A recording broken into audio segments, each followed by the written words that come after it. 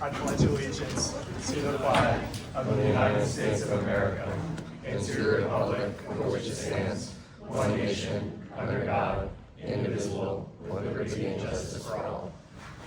Thank you so much. We are now in line for the land acknowledgement with Senator Krystal. We acknowledge that the University of Florida is located on the ancestral and present homelands of the Ais, Appalachee, Calusa, Creek, Miccosukee, and Yamasee peoples, with our main campus located on the ancestral territory of the Batano and of the Seminole peoples. The Batano of the Timucua affiliation lived here in the Alachua region until the destruction of their towns in the early 1700s. We pay our respect to these indigenous elders and descendants of the past and present, especially those who have called the University of Florida home within their lifetime. And now for a moment of silence. Thank you, Senator Krystal. All right, we are now in line for roll call. Will the Rules and Ethics Committee please come to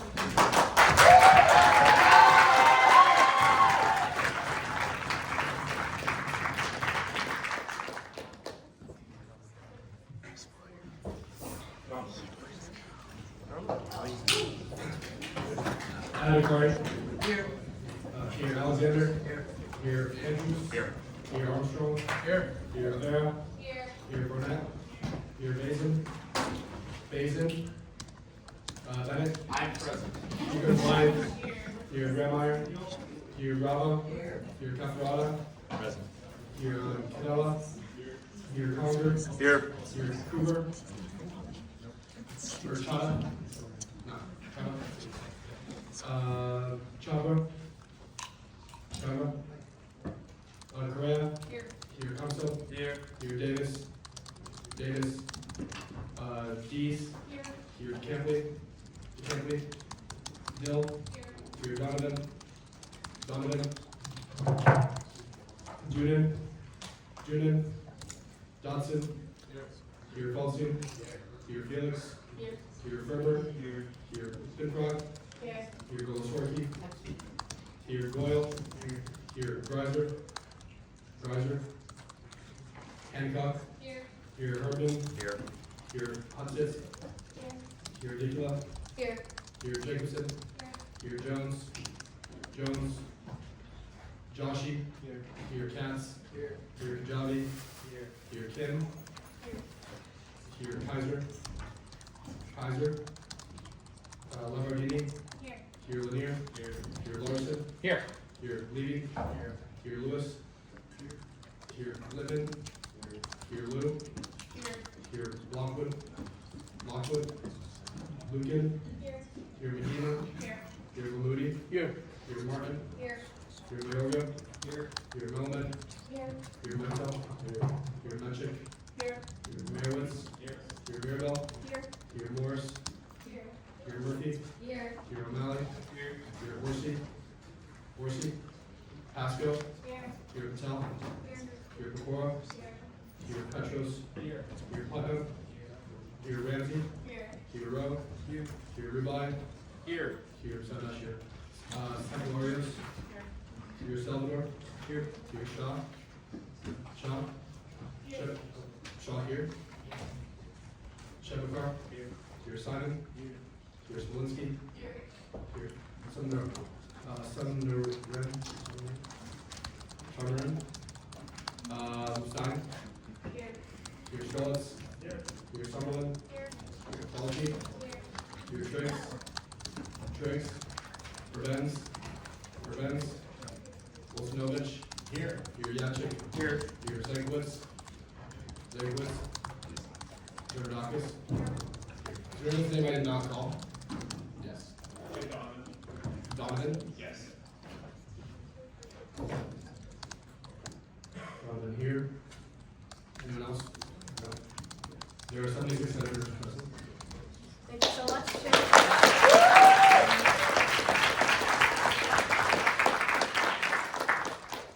All right, we are now in line for public comment, starting with Tyler Sklar. I return. All right, we are now in line for public comment with Andrew Larsen.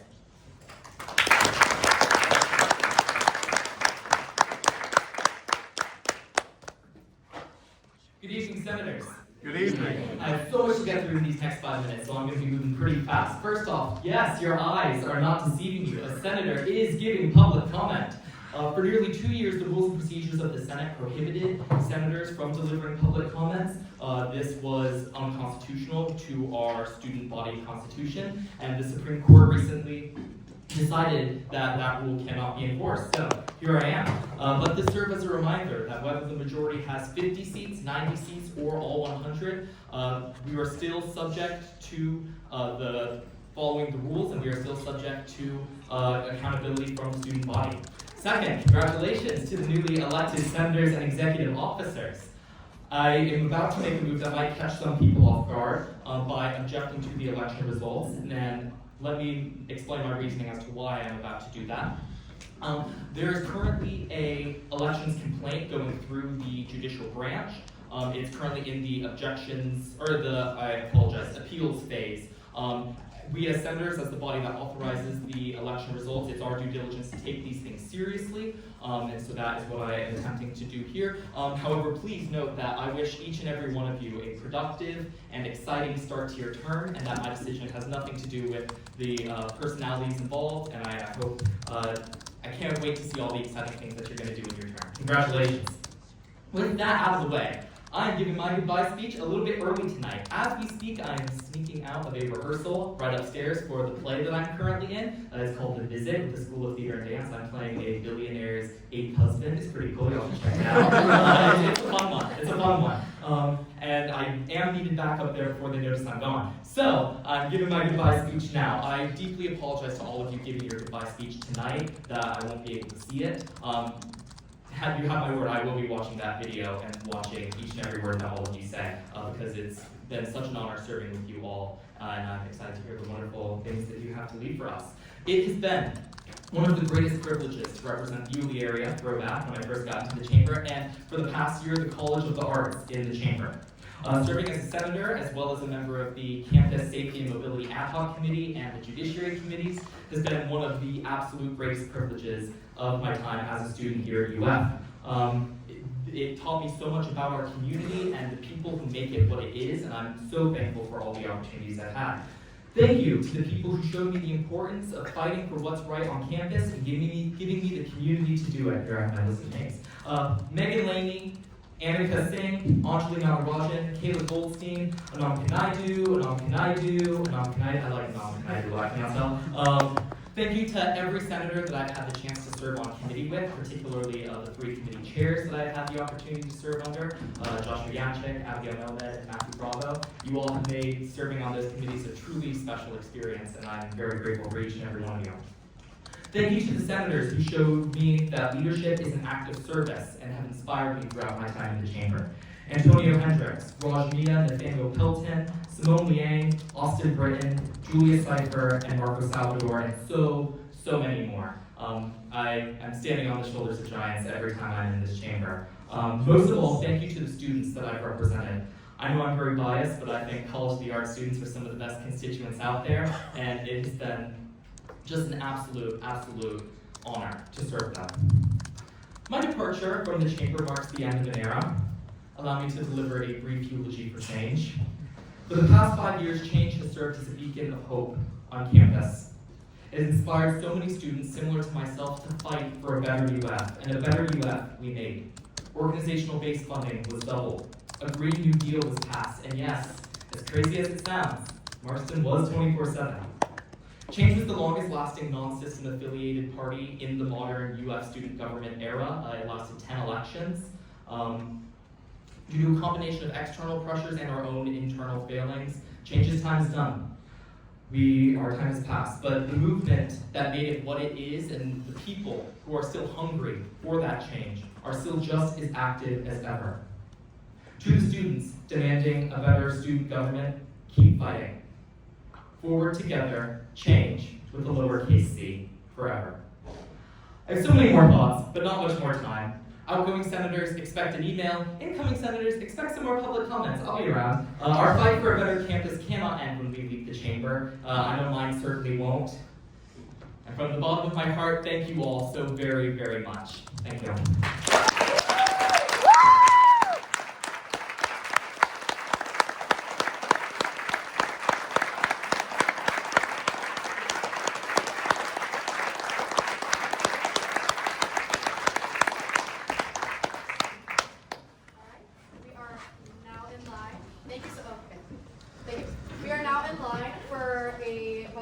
Matthew Actor.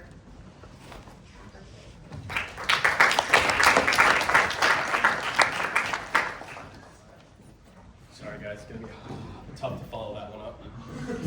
Alrighty, so my name is Matthew Actor. I am the Student Honor Code Chancellor, or the agency head for the Student Honor Code Administration. I'm just going to do some quick updates on the past semester that we had and some plans that we have going forward. First goal that we had was to increase our social media presence, and I think we were able to do that. We were able to increase our following by over 50%. We post consistently.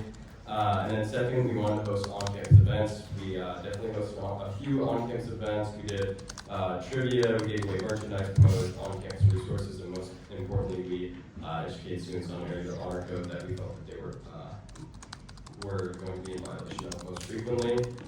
This coming semester, we're planning to continue our social media content and hopefully create some new content going forward. We're also planning a new event called Coffee and Confessions. This is where we're going to talk to students about maybe experiences they've had with the honor code in the past, while also giving out some free coffee in preparation for the finals. So thank you guys for following so quick, and I hope you guys have a great night.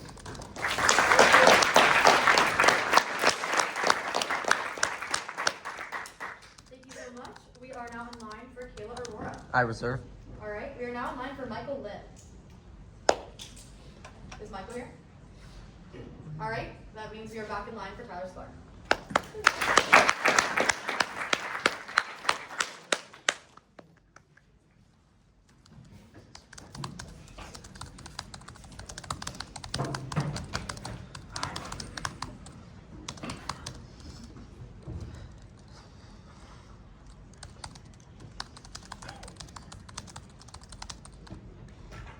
Good evening.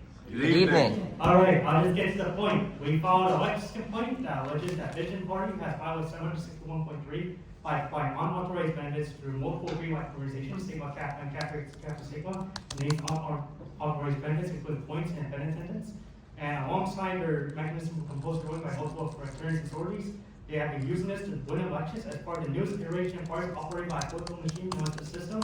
And we have attached a bunch of evidence and supplementary evidence. Now, let me explain myself. So, the Voice Commission assesses evidence based on preponderance of the evidence. This means that circumstantial evidence can be used to prove that a violation was more likely than not to occur unless otherwise stated. As you can see in this email, they have explicitly mentioned that I'm assessing the evidence, I have a burden of proof by preponderance of the evidence. So, as you can see, they have actually denied the evidence, even though I would argue the evidence that I presented, as you can see, there's a lot of evidence, supports the argument that the totality of the circumstances says the violation was more likely to occur, that Vision Party did provide these incentives via these organizations. And they just dismissed it by using a higher standard evidentiary evidence by demanding that I present concrete evidence directed that to a specific individual of the Vision Party. But the preponderance of evidence standard does not state this.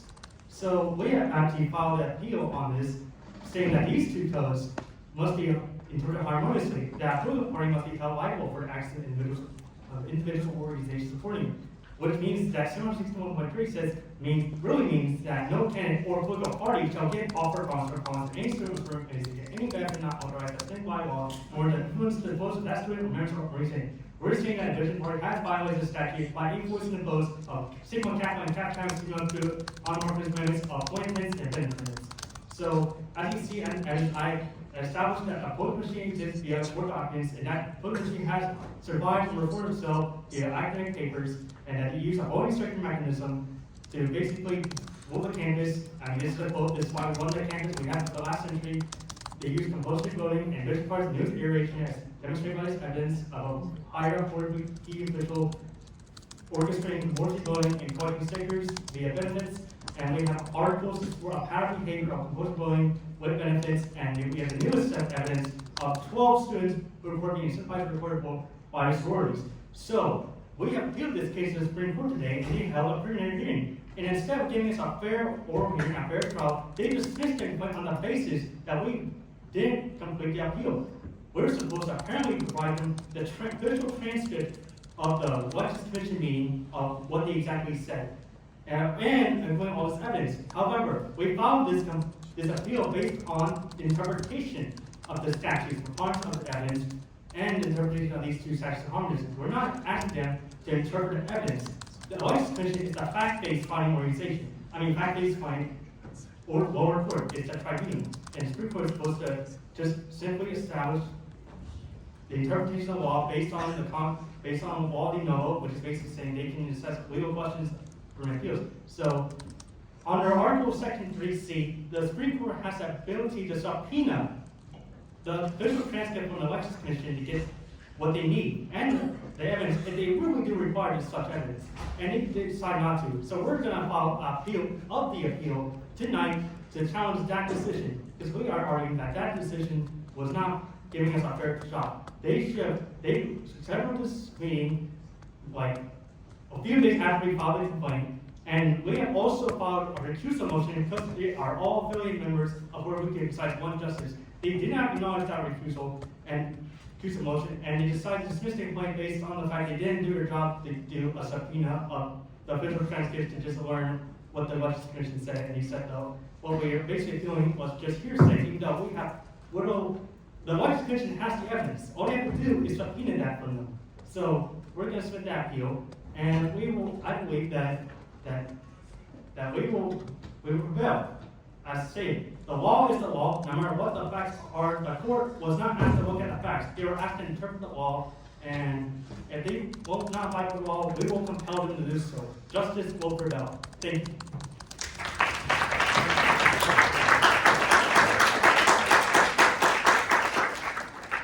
Thank you so much. We are now in line for Kayla Arora.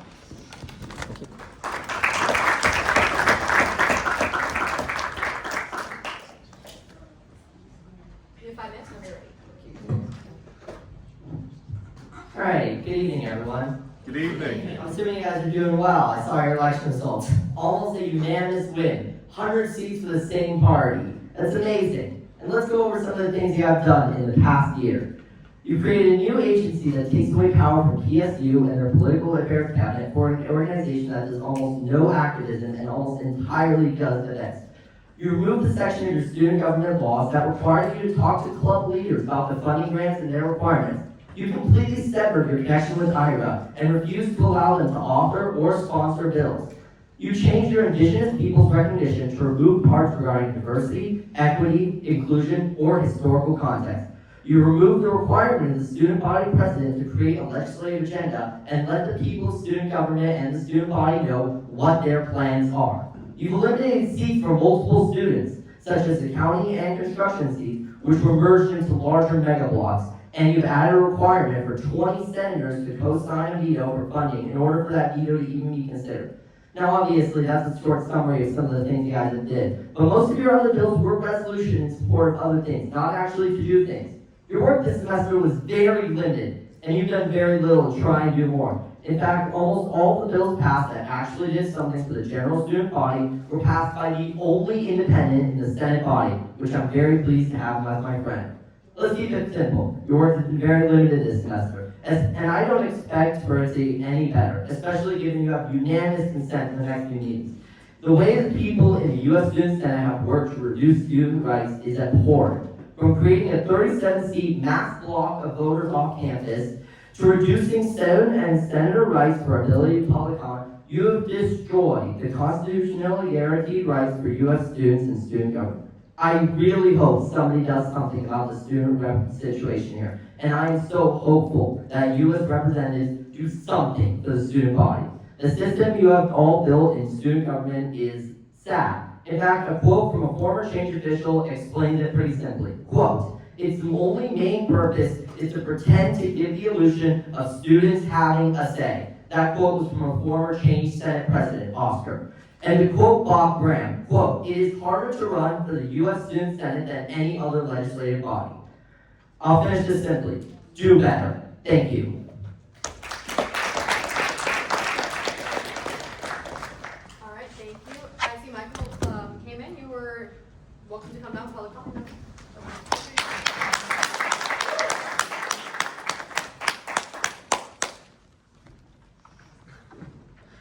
You have 5 minutes whenever you're ready. Oh my goodness, it's great. Hello everyone, I have not been here in a year. It's actually weird being in here again, but it's not like I give a shit about student government anymore, so I'm free to come in here and say whatever I want now. Anyways, For those of you who may not have met me, my name is Michael Lynn. I used to be pretty involved here, but I kind of went back to just being a regular music major after the fact, and I'm actually what I'm here to talk to you guys about. For anyone here who might be interested, I'm having my senior voice recital this Friday at 7:20 p.m. in the University Auditorium. It's going to be super fun. My parents are coming up and preparing their reception, so dinner will be provided afterwards. Very grateful to everyone who's been involved in helping make this production possible. So if you want to come and see me sing and also conduct an orchestra, then I encourage you all to come to my recital. And yeah, thank you.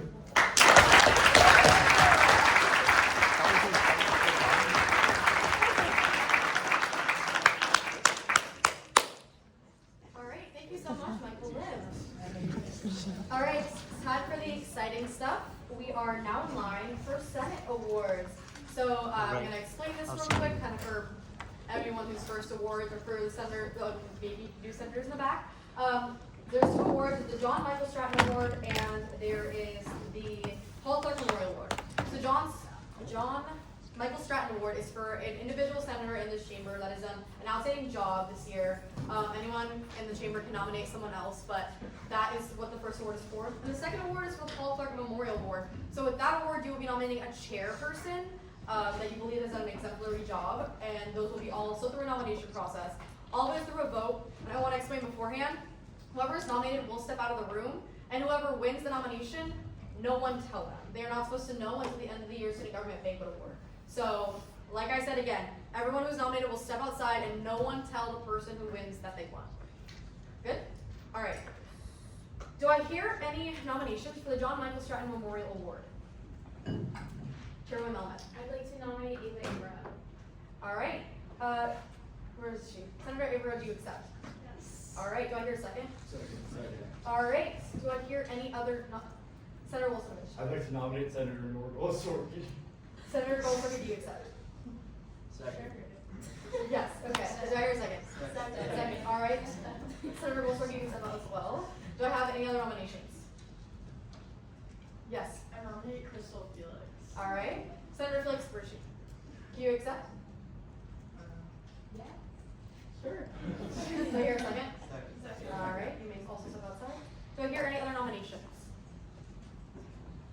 All right. Do I hear a nomination to close the floor? All right. Do I hear any objections?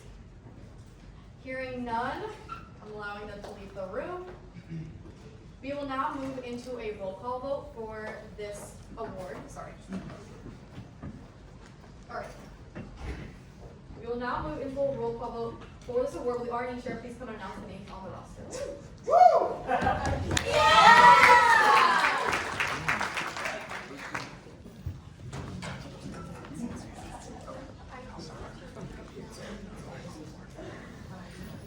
Yes, I can do that. Should nominate you.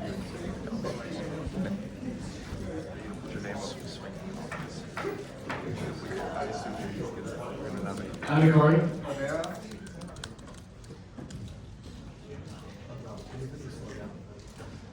Alexander. Andrews. Felix. Armstrong. Avera. Barnett.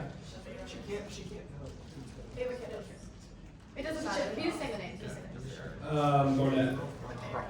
Avera. Can you guys be a little bit louder in the back, please? Basin. Bennett. Blythe. Grandminer. Ramos. Cafarada. Felix. Canella. Conger. Felix. Cougar. Chaga. Correa. Felix. Comstone. Felix. Davis. Dees.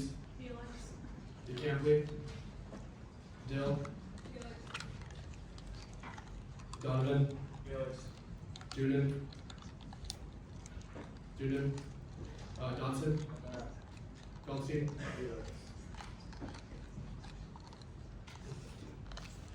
Ferber. Pidcock. Goyle. Chrysler. Hancock. Burton, Felix. Hudson, Idiculla, Avera. Jacobson, Avera. Jones, Joshi, Katz, Felix. Kajabi, Felix. Kim, Felix. Kaiser, Labardini, Felix. Lanier, Larsen, Levy, Lewis, Litman, Lou, Lockwood, Lucan, Magina, Mahmoudi, Martin, Avera. Mayorga, Melman, Avera. Bento, Magic, Avera. Merowitz, Mirabel, Felix. Morris, Felix. Murphy, Felix. O'Malley, Golesorkhi. Horsey, Pasco, Golesorkhi. Patel, Felix. Bakura, Felix. Petros, Felix. Putnam, Ramsey, Felix. Rowe, Golesorkhi. Rubai, Avera. Sabadash, Golesorkhi, Sklar, Salvador, Shaw, Chebukar, Simon, Smolinski, Samnarian, Stein, Felix. Skrillex, Summerlin, Avera. Algie, Felix. Triggs, Urbans, Wolsonovich, Yachik, Tankowitz, Girodakis. Alright. Thank you, Chairman Sabadash. You'll be back.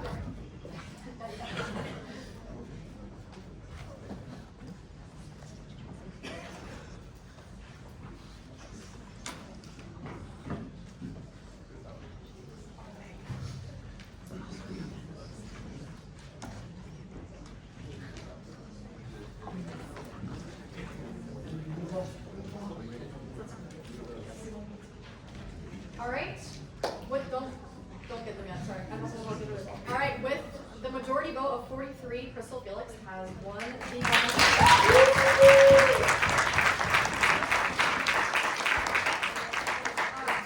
Do not tell her, Dylan, can you grab them 3 from the back? Thank you. I hope you guys don't watch the live stream, that sucks. Yeah.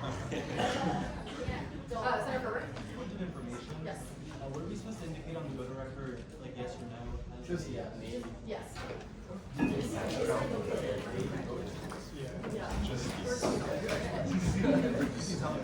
stole your pen.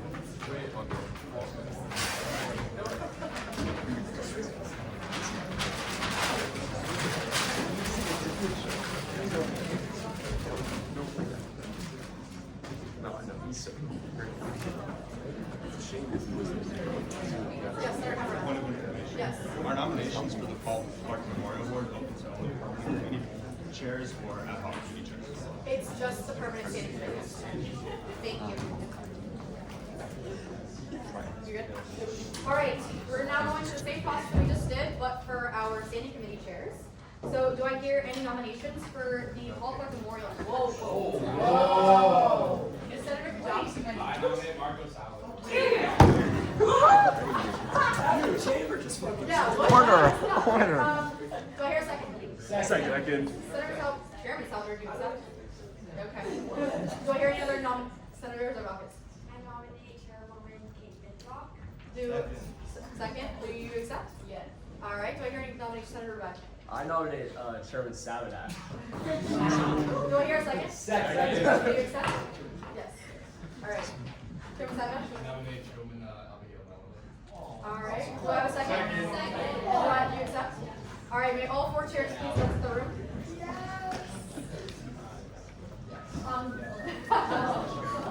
Oh, wait.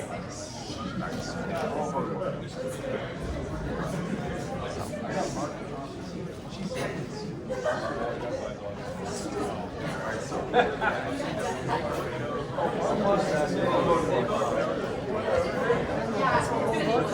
Yeah, you can't vote against mine. Yeah, exactly. It's like a sin. Also, I would like to acknowledge that if no one goes over 50%, then we do another vote. So it might take a while. Yes. Good. All right. Sabadash, if anyone else on R&E would like to come take it, thank you.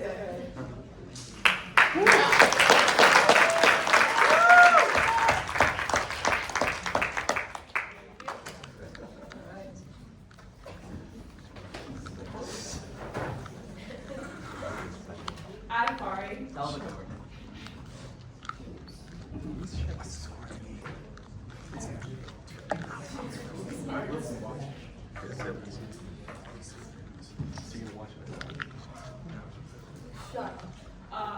Alexander. Andrews. Salvador. Armstrong. Salvador. Avera. Barnett. Dixon. Bennett. Salvador. Light. Brantmeyer. Bravo. Cabarata. Treasurer-elect Marco Salvador. Conger. Salvador. Chada. Sorry. Correa. Comstone. Melmed. Davis, not here. Dees. Salvador. DeCampley. Dill. Donovan. Doonan. Dawson. Did I hear that right?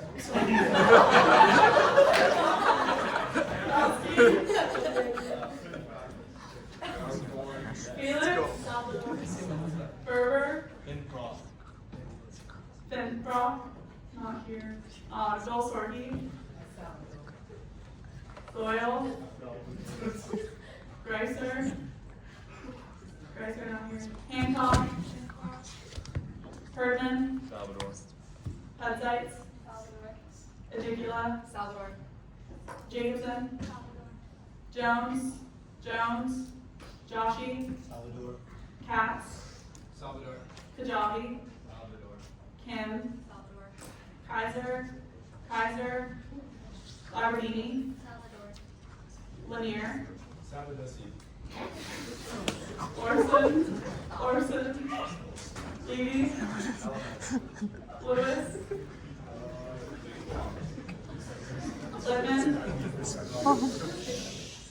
Litman. Lou. Salvador. Lockwood. Salvador. Lucan. Magwina. Salvador. Mahmoudi. Salvador. Martin. Salvador. Mayorga. Salvador. Melamed. Can't vote. Mento. Metric. Salvador. Meyerowitz. Mirabel. Salvador. Morris. Salvador. Murphy. Salvador. O'Malley. Salvador. Dorsey. Pasco. Patel. Pecora. Petros. Salvador. Putnam. Ramsey. Rowe. Rubai. Melmed. Sabadash. Can't vote. Saglarios. Salvador. Can't vote. Shaw. Shembekar. Simon.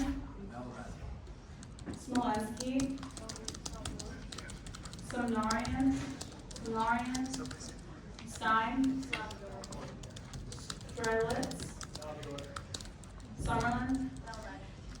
Talgi. Triggs. Urbans. Wolsonovich. Melmed. Yachik. Parker. Zinkowitz. Zerdakis. Thank you so much, Senator Matchik.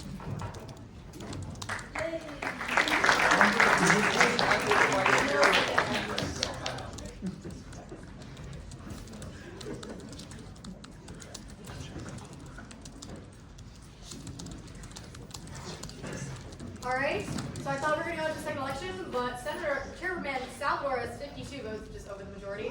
So everyone give them a round of applause.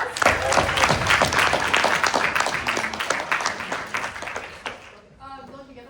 And please again, don't tell everyone who won. Don't tell anybody they won. It's a surprise.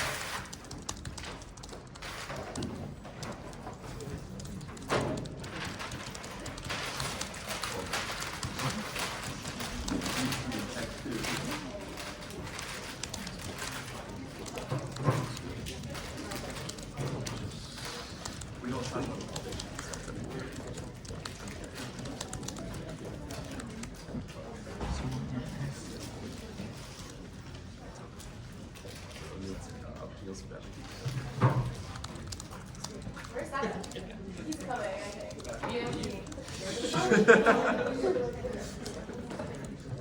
Well, hi, my wonderful chair. Okay.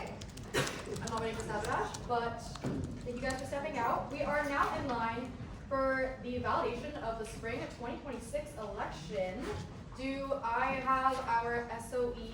Sorry, do I? Yes, she's coming. Okay. Do I have? I'm waiting for my SOE now. Put it in recess. Yeah. How far away is she? 1 minute away. I think that's fine. Everyone looks really good today. Thank you. I would say probably like 9.55.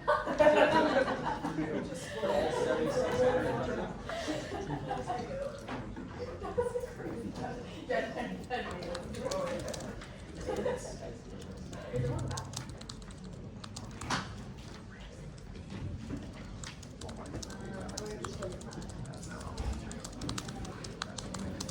Someone new. Yeah, talk to someone new. Point of personal privilege. Senator Rubai. May I address the chamber for 10 seconds? Yes, you may. Everyone, Senate President Emeritus Julia Cypher is here to give a round of applause.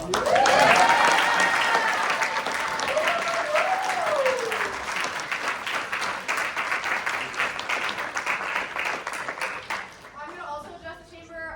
Ex-majority party leader and Judiciary chairman AJ Amps is also in the back.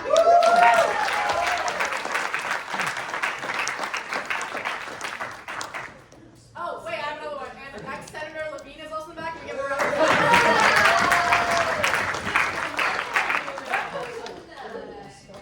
So they're all your elders. Everyone go touch their feet after this. You need their good graces. I'm trying to kill time, guys. Like, it's like 30 seconds.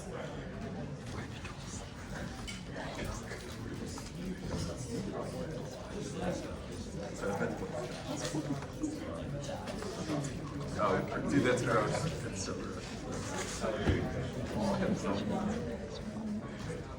So gross. Thumbs down emoji. No thanks.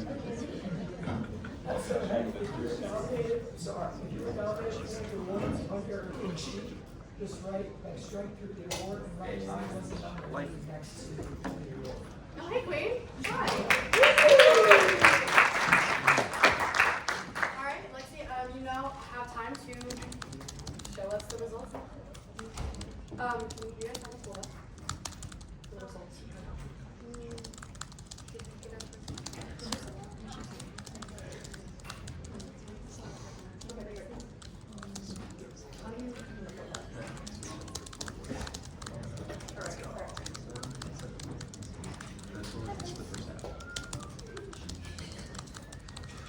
Give me like another 20 seconds and then we'll be back on track.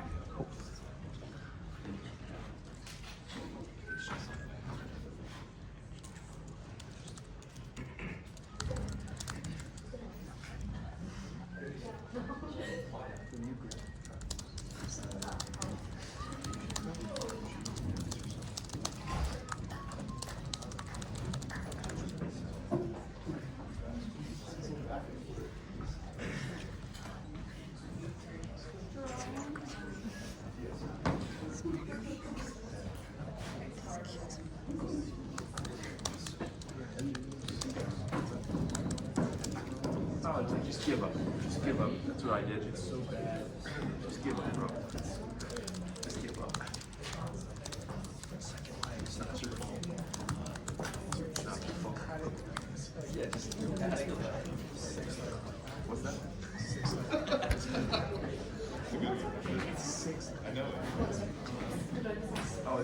6, 7. No, 7. I was like, why do you keep saying that? All right, thank you guys for your patience. Now give a round of applause for SOE.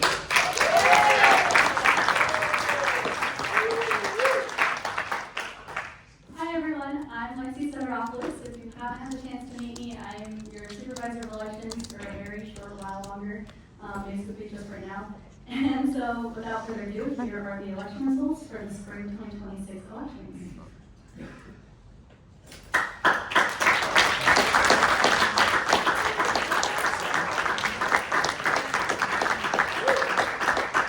Thank you.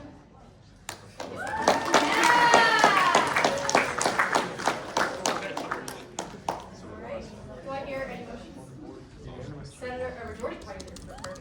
I move to validate the election results for spring 2026. All right. Oh, actually, no. We have to go straight to a vote. You're right. All right. So we are now moving straight into a vote for the validation of the election results. All of those in favor of approving election results, please rise.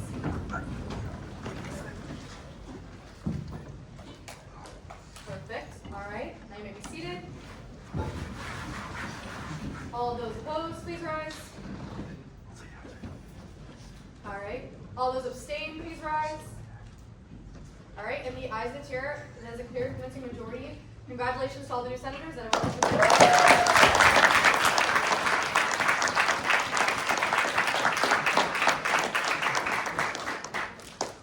All right. So now we are in line for, let me look at my agenda because I know it's different. Yes. Okay, so point of information, or point of information, yes, please. Because I'm an idiot, and when I wrote the code, it resigned executive officials from their job when the results are validated. Senator Salvador and I are no longer senators. So whoever's going to be, I guess, still in budget chair, that's fine. You need to come up here and be pro temp. That's it. Yes, Wait, they're not leaving. They're not leaving. We're sitting in the They're back. sitting in the back. So it's because I forgot to put when I wrote it after the meeting. I just said when it happened. So that's totally on me. Okay. Don't worry, you're not losing them yet. They're still sitting in the back.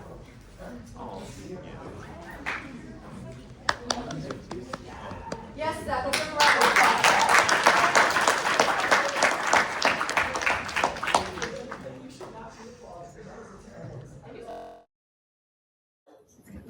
Okay. So now looking at our agenda. All right, we are now in line for amendments to the minutes. Are there any amendments to the minutes? All right. Go ahead. Why am I like tweaking? We're now in line for amendments to the agenda. Are there any amendments to the agenda? So majority party leader Murphy. I move to pass SSB 2025-1021 by unanimous consent. So a motion to pass SSB 2025. It should say 2026. It says.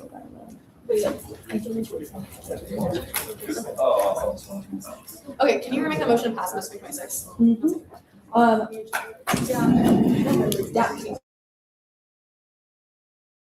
Good. Can you remake that motion, please? Yes.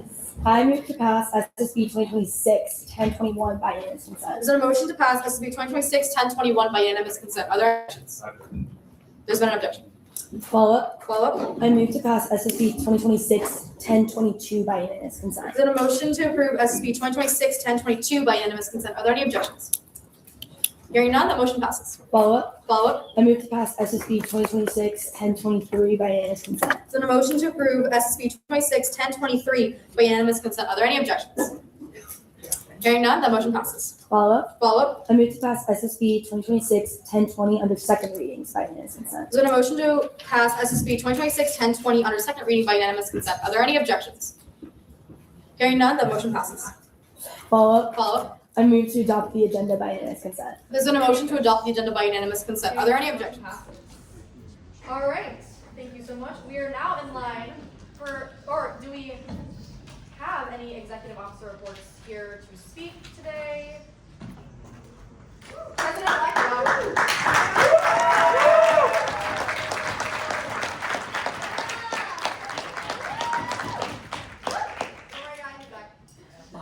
Sorry. Do you want your water?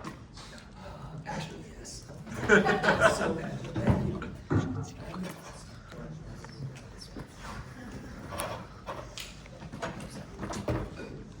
Okay. Oh, wow. Thank you. Okay. I apologize for my voice. Some of you may or may not know I'm doing radiation therapy right now, but luckily my last day is tomorrow. For like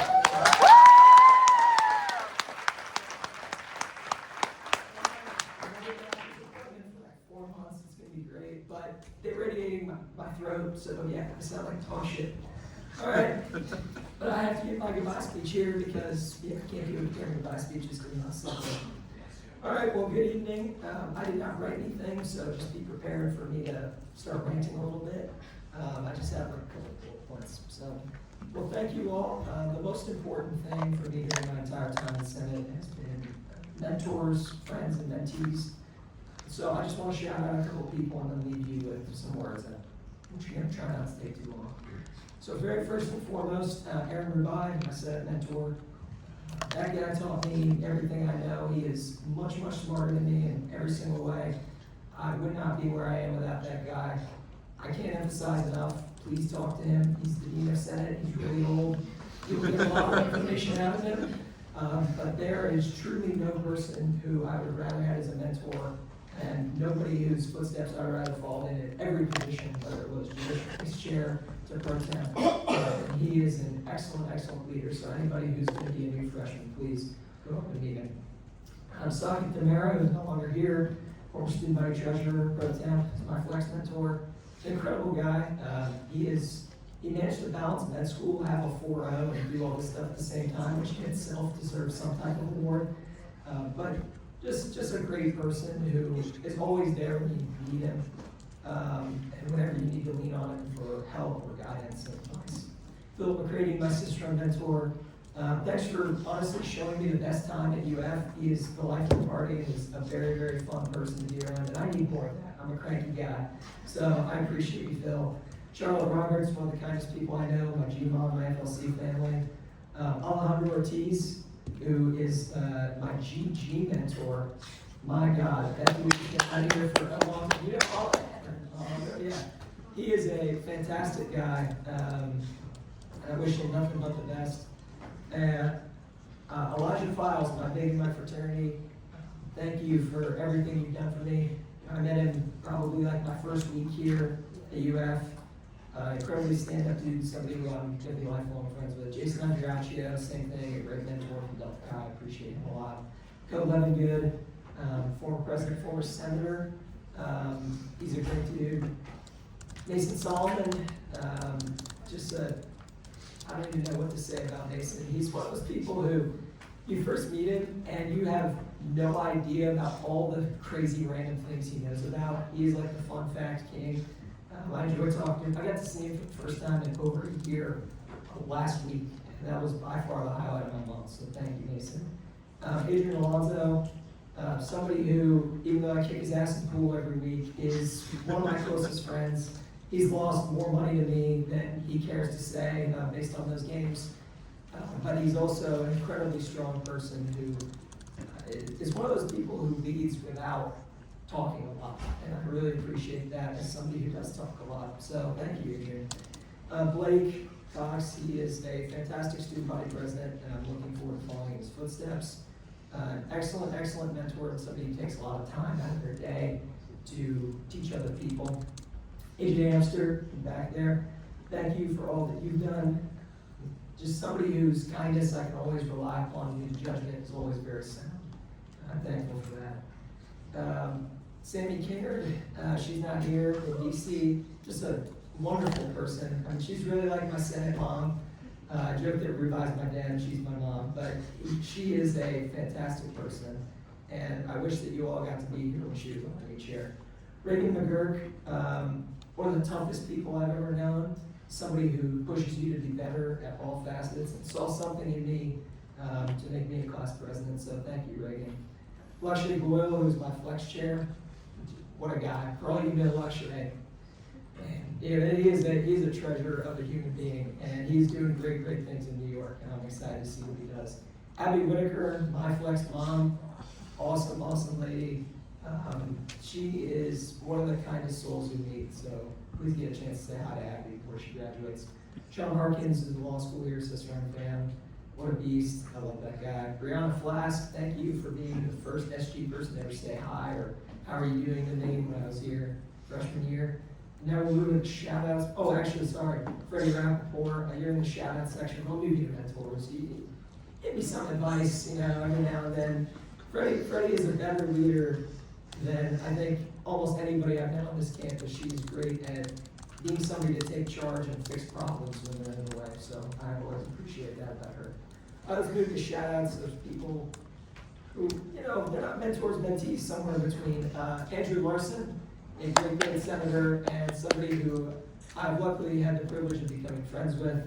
If there's anything Andrew needs out of the art school, he's still a representative of theirs, even with not being Senate. I'm game for it. I'm going to see him in a play later this year, Pirates of Penzance. It's a great play. I didn't know they were doing it. Andrew's going to be starring in it, so go out and see him for that. Austin Britton, too, one of my favorite people I've ever gotten to meet in Senate. Austin and I come from very different backgrounds, we're very different ages, but we always found a way to agree on different things and get stuff done for the Senate. I'm grateful for his help and all the initiatives he leads. He is defending his PhD thesis this week. I have no doubt that he is going to do an incredible job at it. And we'll soon be calling him Dr. Burton.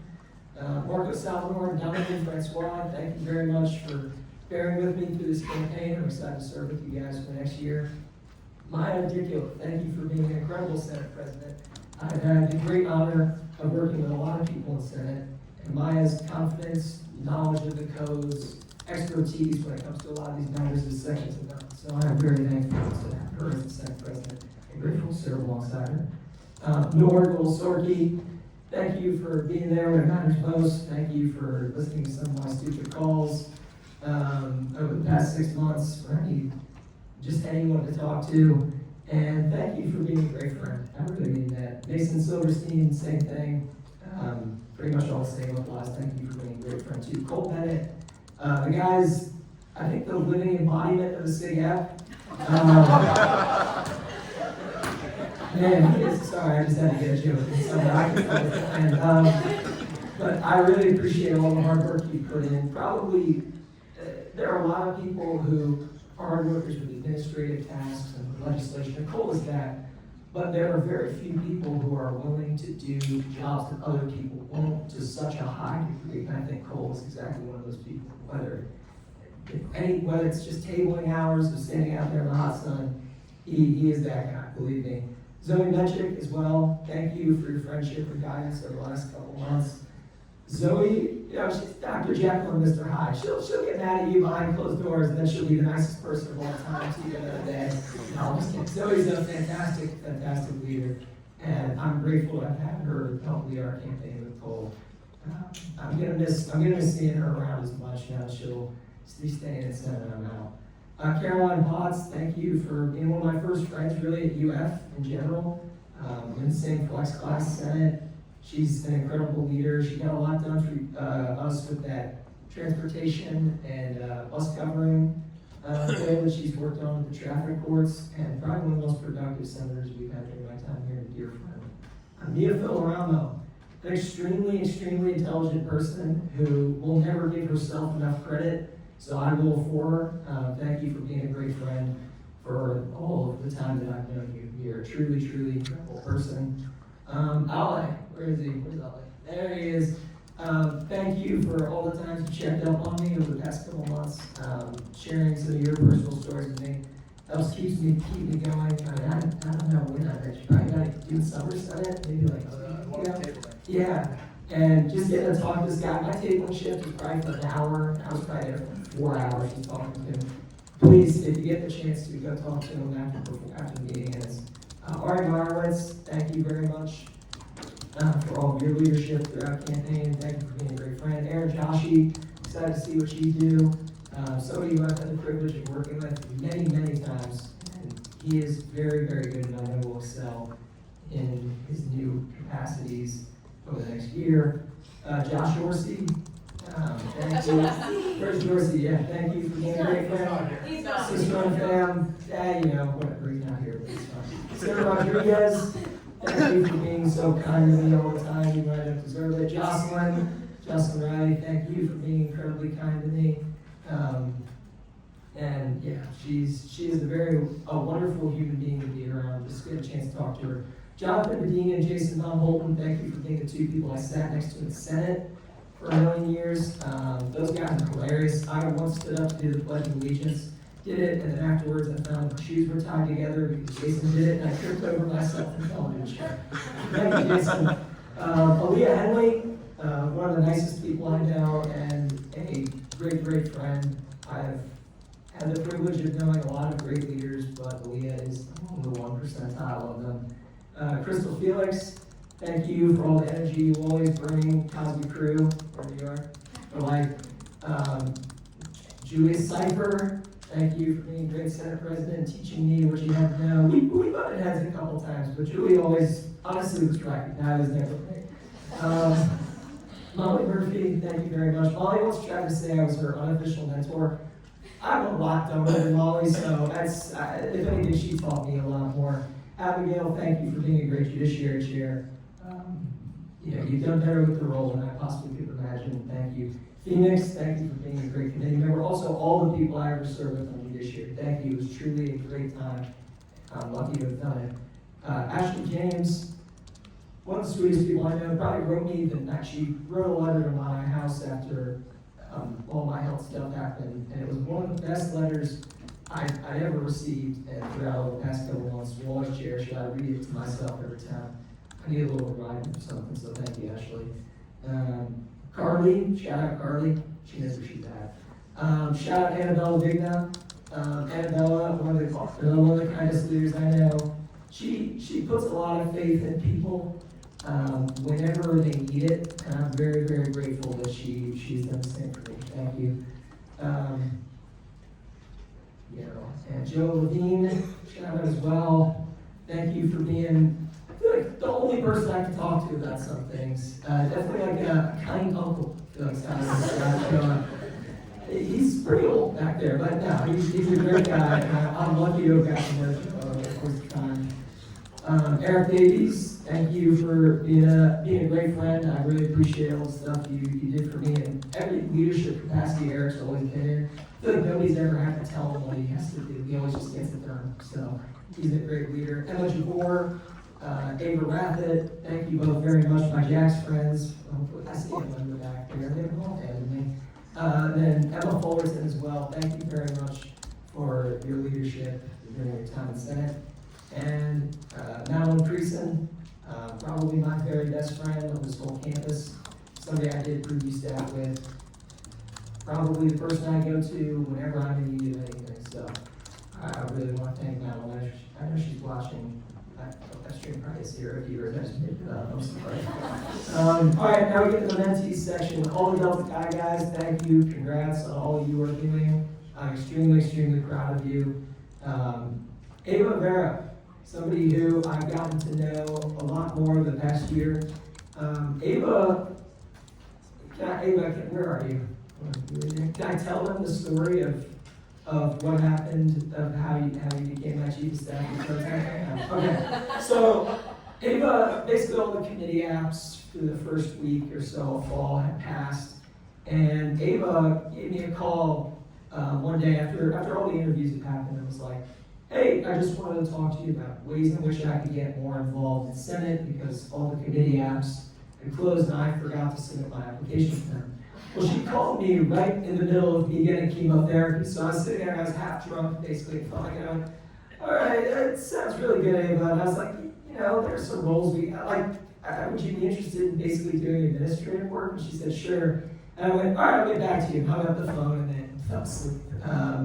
And then Ava ended up being my chief of staff for Pro Tem. And she did a fantastic job. She wrote a lot of the email templates that you guys see every week. That's really a lot of Ava's work because I couldn't be there in the office every day. At one point, I gave her the key to the office. It's just like, it's yours. Half the time, you're as much the Pro Tem as I am. Which is why I'm happy to announce that she'll be my chief of staff as student vice president.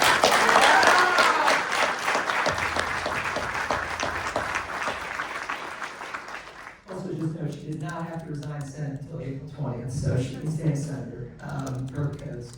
Preston Levy, my FLC mentee, thank you very much.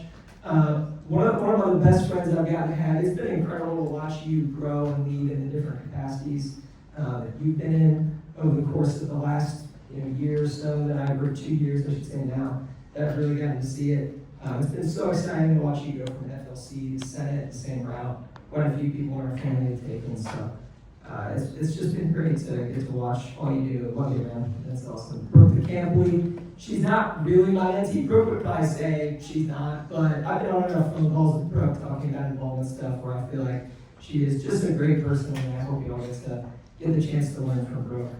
Remy Hire, my flex mentee. Now we're kind of going in order of newest and then the oldest. I'll go to last. Remy Hire, she's my flex mentee. Thank you very much for putting up with me. Thanks for trying to learn from me a little bit. There's not much I can really teach you, but she's an incredibly intelligent person. I can't wait to see her become a senator and go far. Taylor Blythe, just a ball of energy every time she steps in the chamber. Always brightens everybody's day. Even when we're in settings or places where I feel like there's nothing really happy about this, or I'm just whining and complaining, Taylor always makes me feel better. Jacob Eisenberg, probably one of the smartest people I know. Somebody who I'm very confident is going to be either the best GM of all time. Please be the Jaguars, but we really need it. And or he'll be an incredible lawyer. Jacob's gotten to excel in the Senate and other positions on campus and this chapter, and I can't wait to see all that you have to do later on. Hannah Lockwood, Hannah's technically Kate's mentee, and Kate was like, I can't really, she's my same grade because I'm like a teacher, so Hannah, thanks for putting up with me and Kate. Madeline Braun and Burton Morris, those two joke I'm like the UF dad. For Berkeley, I said I was because I was a preview staffer. But it's been awesome to get to know them a lot more, to watch them grow in their different leadership capacities, and I'll always be thankful to get to know them. Two other preview students, Jordan and Temi and Tristan Kajabi, thank you very much for being my preview students, putting up with me. And then finally, Kate Fenfrock and Caitlin Zerdakis, the first two mentees that I got on campus.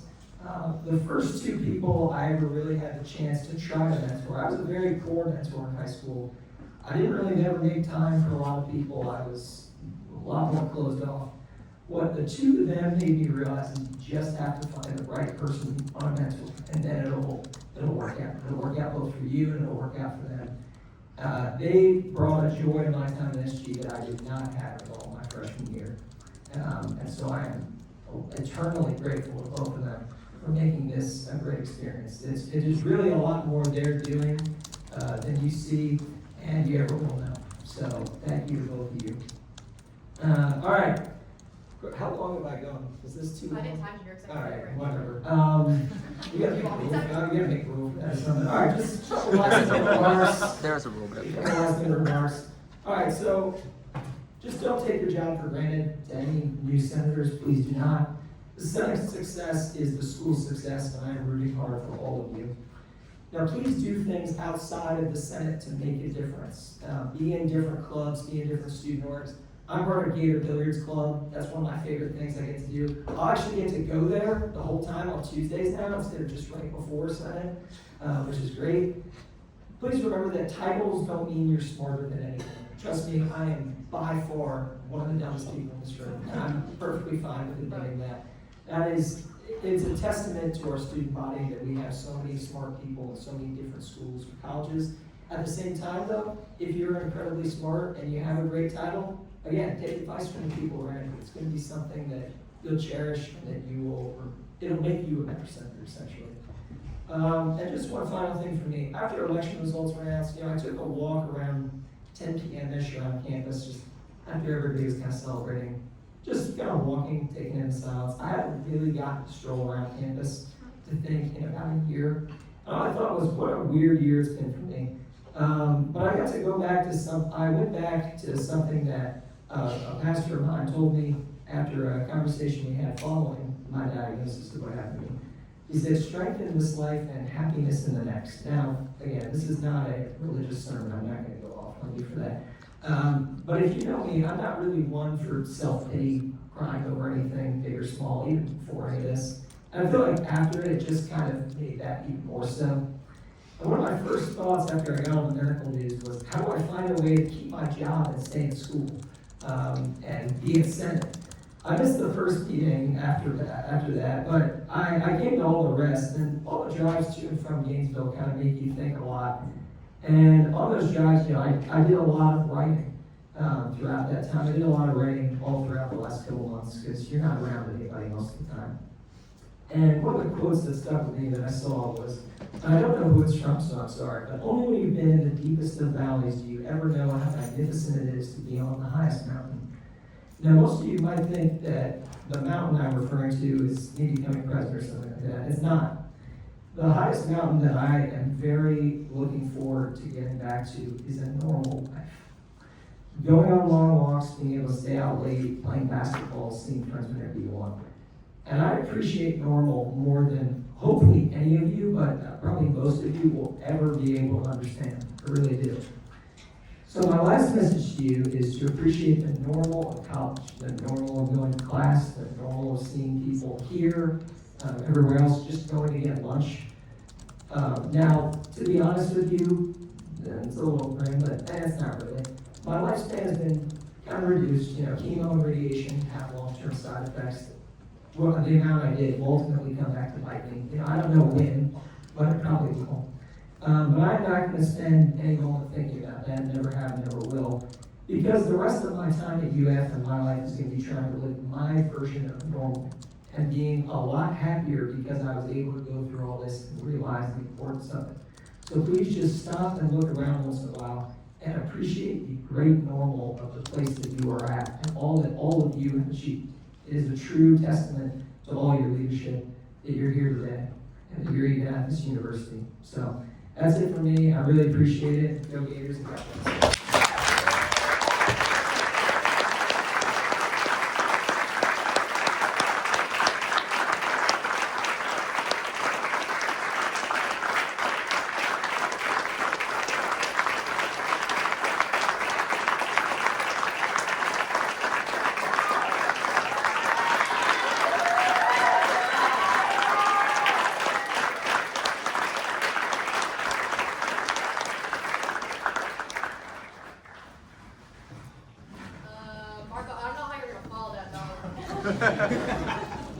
You want to wait?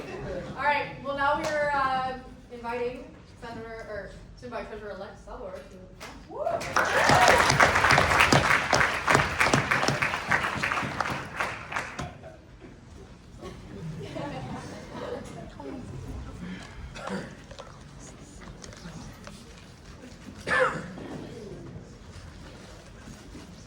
I'd like to preface by saying, what the heck, man, dude? That's unbelievable. No, I can't do this now. Yeah. Okay. Good evening, senators. Good evening. I don't really have anything prepared for y'all. He said that to him, how it turned out. And I'm not going to take too much of your time. This will be really fast. I'm going to reach out individually to people that have taken my time in the Senate, because it would simply be a disservice if I tried to encapsulate every mentor, every friend I made in a single speech. So I'll be reaching out privately, so that's why I won't be naming names in the speech for the sake of your time and for the sake of me, feeling terrible about missing somebody. I was recommended as a replacement senator about a month ago last year. Actually, funny enough, the same day that Senator Larsen was also nominated to be back in the Senate, so our Senate journey is almost exactly parallel. As a new class senator, I can confidently tell you that, I was never, I think, more overwhelmed, shy, and frankly more afraid of the office that in which I was about to enter at the time. And I prided myself my entire life in feeling absolutely confident and prepared to take on leadership roles or burdens of trust from my fellow peers. But this was different, and it felt really real at that moment, and I did feel overwhelmed. And don't get me wrong, I was really involved in campus life. For me, the gates of involvement were opened by the member leadership program under the Hispanic Latino Student Association, now serving as its treasurer, and then through Bennett's as marketing director of the Venezuelan Student Association, which I think deserves a shout out. And even with those roles, I think fortifying a resume, a feeling of belonging isn't something that you can just extract from words on a page. It's something you gotta believe in your heart. And I think I started believing it the moment I started writing legislation in the Senate. And that started when peers, both within my caucus and across the aisle, gave me the confidence to do so. So I can't really begin to thank each person who's been a pillar for me within the chamber and outside of it. To the Senate exec, thank you for showing me time and time again why we do this and what it's ultimately all about. It's giving the student body the best possible opportunity to thrive at the University of Florida. To the unbelievably talented Budget and Appropriations Committee, thank you for bearing with me as I became accustomed to the reins, for remaining professional, student-centered, and always with the best interests of student organizations at heart. You're all invaluable leaders on our campus, and I'll keep tabs on everything you do moving forward. To my close friends, some of whom are right beside me, and others in front of me, thank you for picking me up when I fall, and for always making me feel like I belonged. It meant so much more than you can imagine. And I said I'd keep it prompt, so I'm going to finish it pretty quickly, but I'd like to leave incoming senators with a word of advice, not that I'm equipped or in any position to give it. But if you'll allow me, I'd like to reiterate something real clear that Matthew said earlier.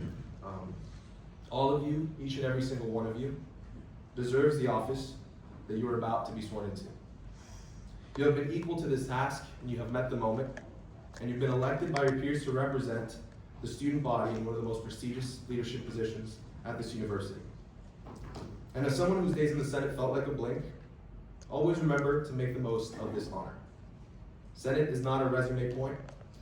It's not something you scratch out on a list of involvements. It is an honor only few in our school's history have had, and few others will have. Be worthy stewards of the chamber. Push initiatives across that will improve the experience of our student body. Trust one another, lean on one another, be inspired by one another and by leaders across campus, both within and outside of the Senate.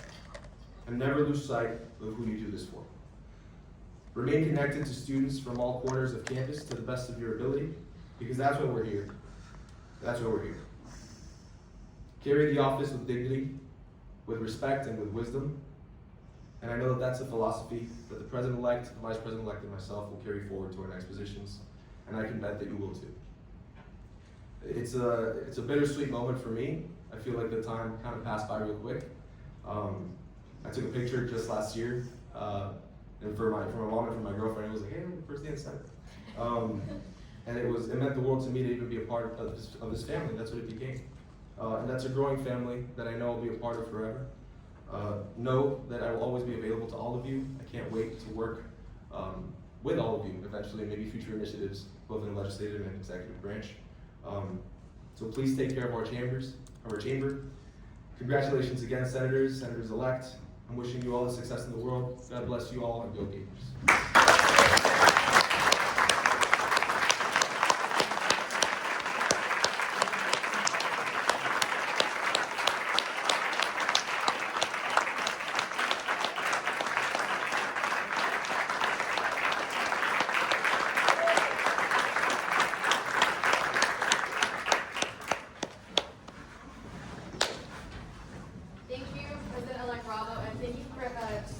Treasurer-elect Salvador, I appreciate you both coming and speaking to us, and both of those speeches were amazing.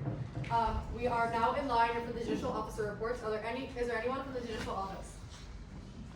All right. We are now in line for goodbye speeches, which, as I know, half the chamber is here for. I'm really excited for this. We are going to start out with Burton Litman.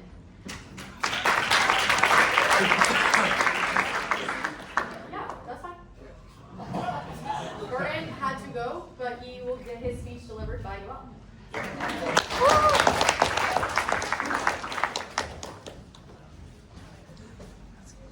Yeah, so Burton had an exam, but thankfully I'm here to give a speech, and it is just a crazy coincidence that I also didn't sign up to give a goodbye speech.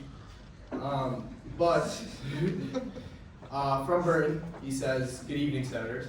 Good evening. Don't worry, he's going to start us off today with a quick goodbye speech.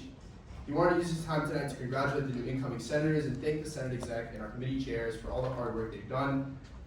He'd like to leave their first-term senators with a bit of advice. Even though he was a single-term senator himself, he might not be the most qualified person to do so. I'm just going to start saying I, but it's Burton. I'll simply say this.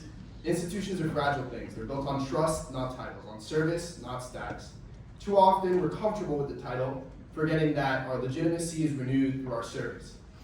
And while the procedural side of this institution may frustrate us with extremely steep learning curves, let us not forget imperfection. Let us not confuse imperfection with the ability not to achieve things. This body holds real influence. You have access to administrators, budgets, policy conversations most students will never see. You are not observers of decision making, you are participants in it. You're the bridge between the student body and those who shape their experience. If you do not advocate for the voices of your peers, no one else will. I mean, Val made that pretty clear. There is a chilling effect when debate feels unnecessary, when outcomes feel predetermined. History teaches us that concentrated power becomes comfortable, and comfortable power rarely challenges itself. The absence of opposition does not lessen responsibility, it concentrates it. Don't mistake control for legitimacy. Legitimacy, like trust, has to be earned. As George Washington warned, crazy quote from Burton, when faction becomes identity, public service becomes secondary. Institutions do not exist to preserve power, they exist to serve people. We enjoy the institution that is the Senate, and let's not forget what allows us to maintain this luxury of being decision makers. Go out of the way, do the hard thing, use the influence you have. He also has a couple shout outs. Shout out to Jordan Antebi, AJ Amster, Maya, Bravo, Maverick Epstein for the 2 weeks he was here. He shouted out me. I didn't have that. I'm in there. Annabella, Noor, Matt, Taylor, the Grad Caucus, huge shout out, and the Rules and Ethics Committee. So that's the end of his speech. I want to give a couple quick remarks of my own. I know I'm taking his time. Sorry, guys. I don't know if I'm loud. Oh, I am? Okay. You want me to come back up or should you just Okay. Yeah. All right, well, that's it from Burton.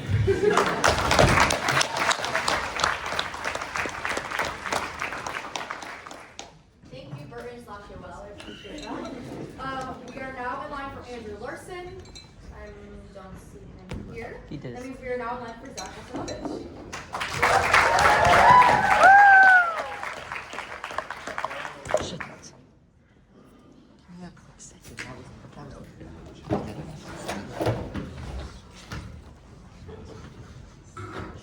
Good evening, Senators. Good evening. Looking around this room, I can't help but feel a little sad because for the past year, this chamber has filled my Tuesday night with memories, laughter, all the things. And it's been something that I've consistently looked forward to no matter what else that week had in store. But when I said that I feel sad, it's because of all of that. I recently heard a quote that I'm admittedly now going to butcher, but the gist of it is that sadness is knowing there's been love, and Senate has given me a lot to love. And I loved all the work we were able to do. Over the past year, I was able to author legislation pertaining to dry cleaning, student board representation, affordability, and anti-Semitism. And beyond resolutions I authored, I spent my summer working with then MPL, Mr. Rafe Khan, to go line by line addressing platform points and making change. And that summer was also my brief stint on the budget committee with then Chairwoman Idiculla, but I will forever brag, talk about, and be grateful I got to experience allocating over $24 million of A&S fees. And of course, I can't leave here without shamelessly plugging the pre-law minor one last time. Ava, Abigail, Zoe, the work that we've been able to do on an initiative that involves so many campus stakeholders has been something I will always be proud of, and thank you for being the best legislation group there is. And I do have new senators. I have some advice for you, but before that, I do have a list of people that I'd like to thank and shout out. To Matthew Bravo, my biggest mentor throughout all of involvement, words don't really even cut it. Thank you for showing me every corner of this campus and for helping me find the things I truly love. And of course, just telling me when to shut up, take a deep breath, and to put everything into perspective. You're the smartest, most put together person I know, and I could not have done what I have done here without you, and that is something that's not lost on me. It's my big Elijah, likewise words don't cut it. Thank you for taking my calls at all hours of the day on matters we have discussed time and time again. There's no one I'd rather crash out to, beat a dead horse with, or have to be talked off the edge by than you. I don't know where I would be standing without you right now, and you somehow always know exactly what to say when I have no idea what I could possibly even need. All I can really say now is thank you. To Freddie, and I am so happy to see you back there. You took quiet, timid, little ambassador me, along with, of course, my truck, and you saw things in me that I didn't even see with myself. Your mentorship and friendship is something that I thank God for every day, and the 2 years that I'll get with you were not merely enough. I'm going to miss you on campus, but go kill it at Harvard Law.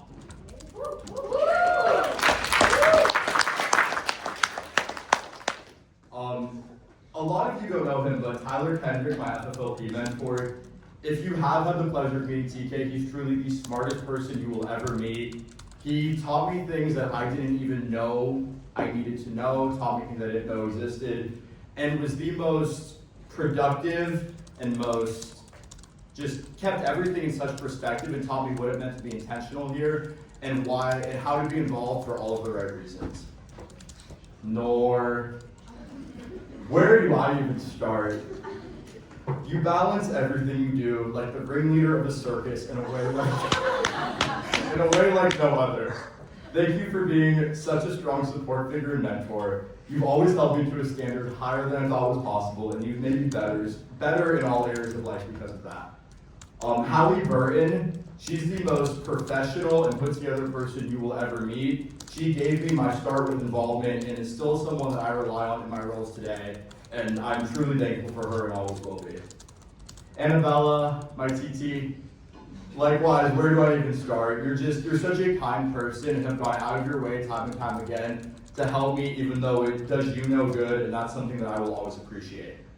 Mia Filaramo's not here, but Andrew and the rest of R&E. The Trace bill is one of the best things I got to do here, and I will miss the committee meetings, even the ones I forgot about.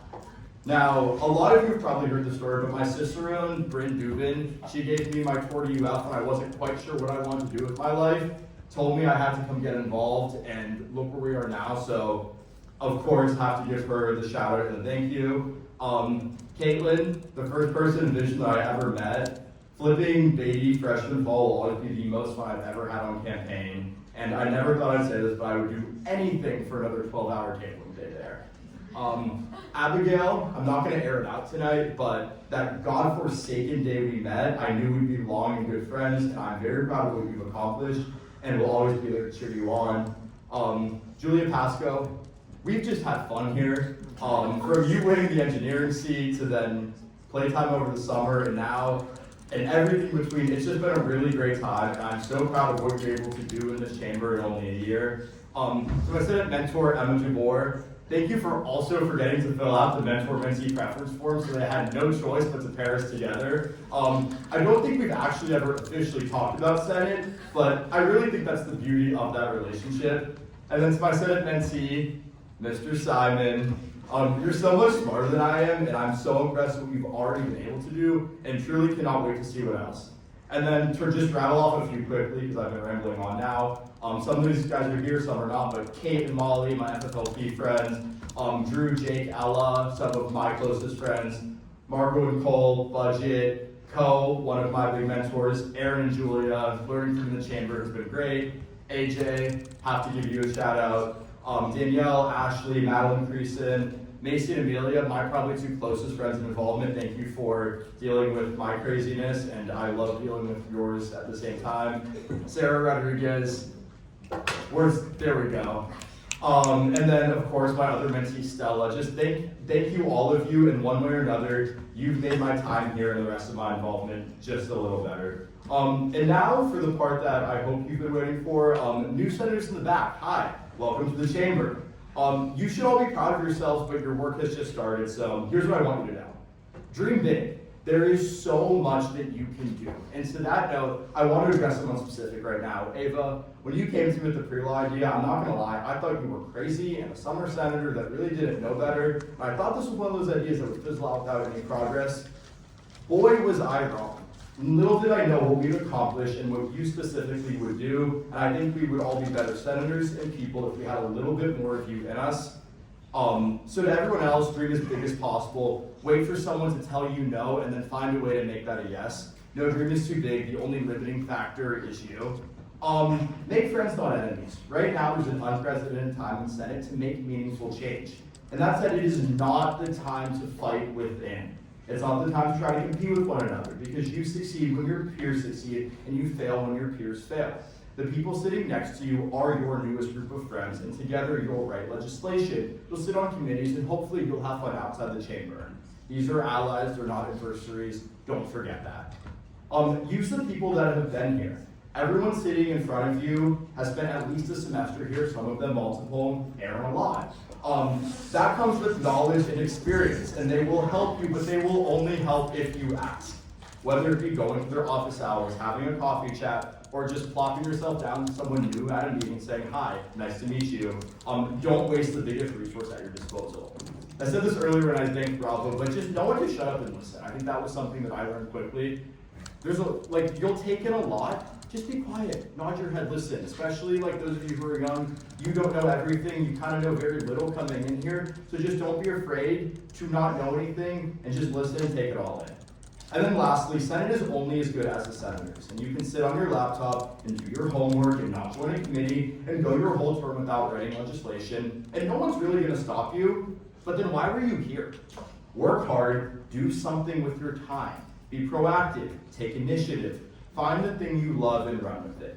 Don't squander your time because truly there are people that would kill to be in your seat.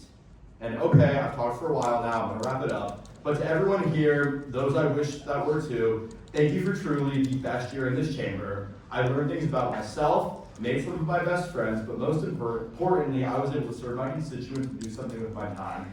And I truly hope that when I walk out the door and become someone who used to be in Senate, the thing that people say about me isn't anything but this, that I left the chamber, and therefore you got better than I found it. Thank you.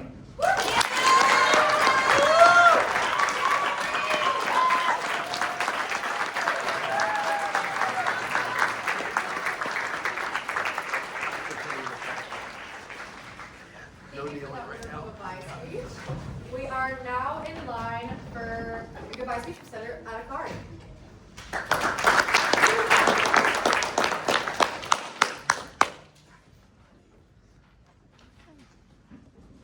Hello everyone, my goal is to make this less than a minute, so hopefully I go fast. Good evening, senators. If you don't know me, my name is Adhikari. First, congratulations to the newly elected senators. I want you guys to take a moment actually to look to the left of you and to the right of you.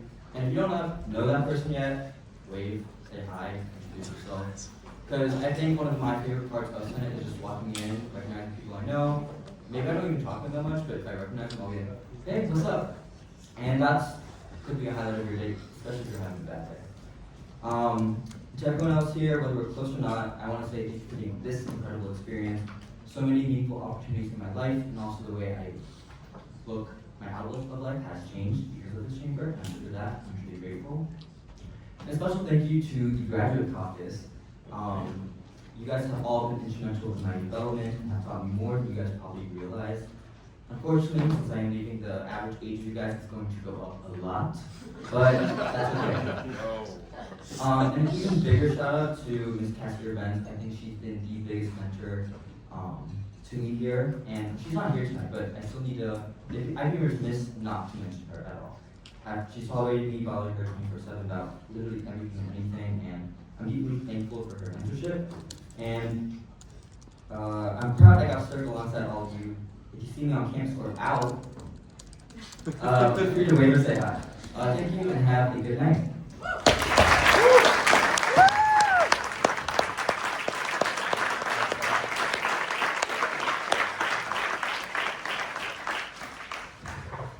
All right, thank you so much for that speech. We are now in line for Senator Katz's advice.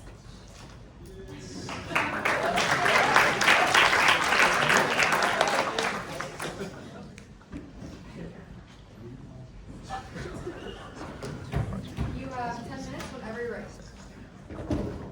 Okay. Good evening again, senators. Good evening.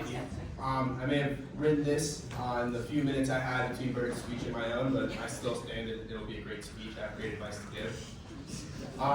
The main reason that I emailed the Senate President and Senate advisors 20 minutes before this meeting to have a goodbye speech is to tell this story, the story of my first piece of legislation, and give a piece of advice to new senators. As a freshman legislator, I ran committed to my personal slate of ideas that represented the issues that I knew I cared about and wanted to change. As soon as I entered Senate, I started gathering people, setting meetings, and writing up the legislation to make the change that I wanted to see. But I was shut down. The idea simply couldn't happen. It wasn't something that Senate could do. This is a wall that you'll run into often in your term as a senator. We don't have the budget, you didn't talk to the people on the proviso, maybe because you got ghosted, etc. These are a plethora of reasons for you to become angry, for you to become, for you to let go of the ideas and the things that you had on your platform that you wanted to advocate for. I initially was frustrated. I mean, I kind of abandoned the idea. I started being dejected of Senate. I said, I mean, I can't do anything here that I want to do. And then I got a call, I think while I was in the bathroom, from Senator Arora, who is not here, unfortunately, saying, hey, what happened with this? Let's do this. It's like, what do you mean let's do this? Well, I'm writing it right now. Let's do this. And from that was birthed our resolution supporting international students, and I was able to see something that we put through that represented something that I cared about in a way that we could do it through Senate. My message to you guys is, no matter how many times you hit the wall of, we can't do this, Senate doesn't have the resources to or the ways to do it, Senate is all about learning how, within the means that you can, within the power that you have, the decisions you have to make, the people that you know around you, the people who are connected to agencies on campus that can make the things you want to see happen, you need to learn to maneuver and to make those things happen, to be resilient, no matter what wall is put in front of you, to see how you can make a real change. So that's it for my little story. And then I have a series of shout outs that I wanted to give quickly. First of all, shout out outside of Senate to Co Levingood and Elijah Files. I didn't realize you would be in the back there. Hi, how you doing? As well as Owen Leckebush. Another shout out that I wanted to hear tonight. All of these Delta Chi's have helped me out a lot and set me on my way to become the leader that I am today. I also wanted to shout out Matthew Bravo for the million talks that we've had, the many times that he's had to be the one to tell me no and has put me in the right path. For all the help that you gave me and all the great conversations that we always have over some Steak and Shake. To Alessandro, who again isn't here, as well as Cassie, as well as the rest of the grad caucus for always empowering me to do the things that I want to see happen on campus. I want to thank everyone who has served on Judiciary over the summer and over the fall. I also want to thank Sophie Metchik for being a great influence and the first person I talked to before I was on Senate, before I was on slate. She offered to give me a 2-hour ride to Orlando for no reason off the campaign. She didn't know me. So for that generosity that you give to me and everyone else in the chamber, thank you. From campaign itself, I want to thank Alex Dill. You've given me so much good advice, whether I was sober or not, that I've appreciated so much, and it's helped me so much in managing my time and being able to be the senator that I want to be. I also want to thank everyone else on the class slate, Sam Cora, Taylor Blight, among others. From other organizations, I want to thank my Senate mentor, Arshawn Falsiri, my Flex mentor, my FLC mentor, Eliza Dysart, as well as other people like Monish, Chance, Caroline, Dylan Cannell, and Burton Litman, who I either have served or have served as my directors in Flex and have been great inspirations as to how I help shape the leaders that come after me. Finally, to the people that I've seen come after our class, to Preston Levy and to Med Marina. I heard this said about Marco Salvador. I don't know if you guys remember when I was elected in the Senate. Someone got up here and said, Marco, you are the light of the Senate and you will guide us to a great future. I cannot wait to see what you can achieve. Now he's the student body treasurer. I want to extend that same sentiment to both of you guys. I can't wait to see what you do. You're the light of the Senate and you're great at Clash Royale, Preston. I'll see you guys. I can't wait to see what you guys can do. Finally, I want to thank 3 very special people in my career. First of all, I want to thank John Petros. You're my best friend in involvement, my best friend out of involvement. I don't know what college would be without you, without the dynamic duo of being able to get a ride in your car, being able to come together in moped and talk about whatever without the pre-Senate chill sessions.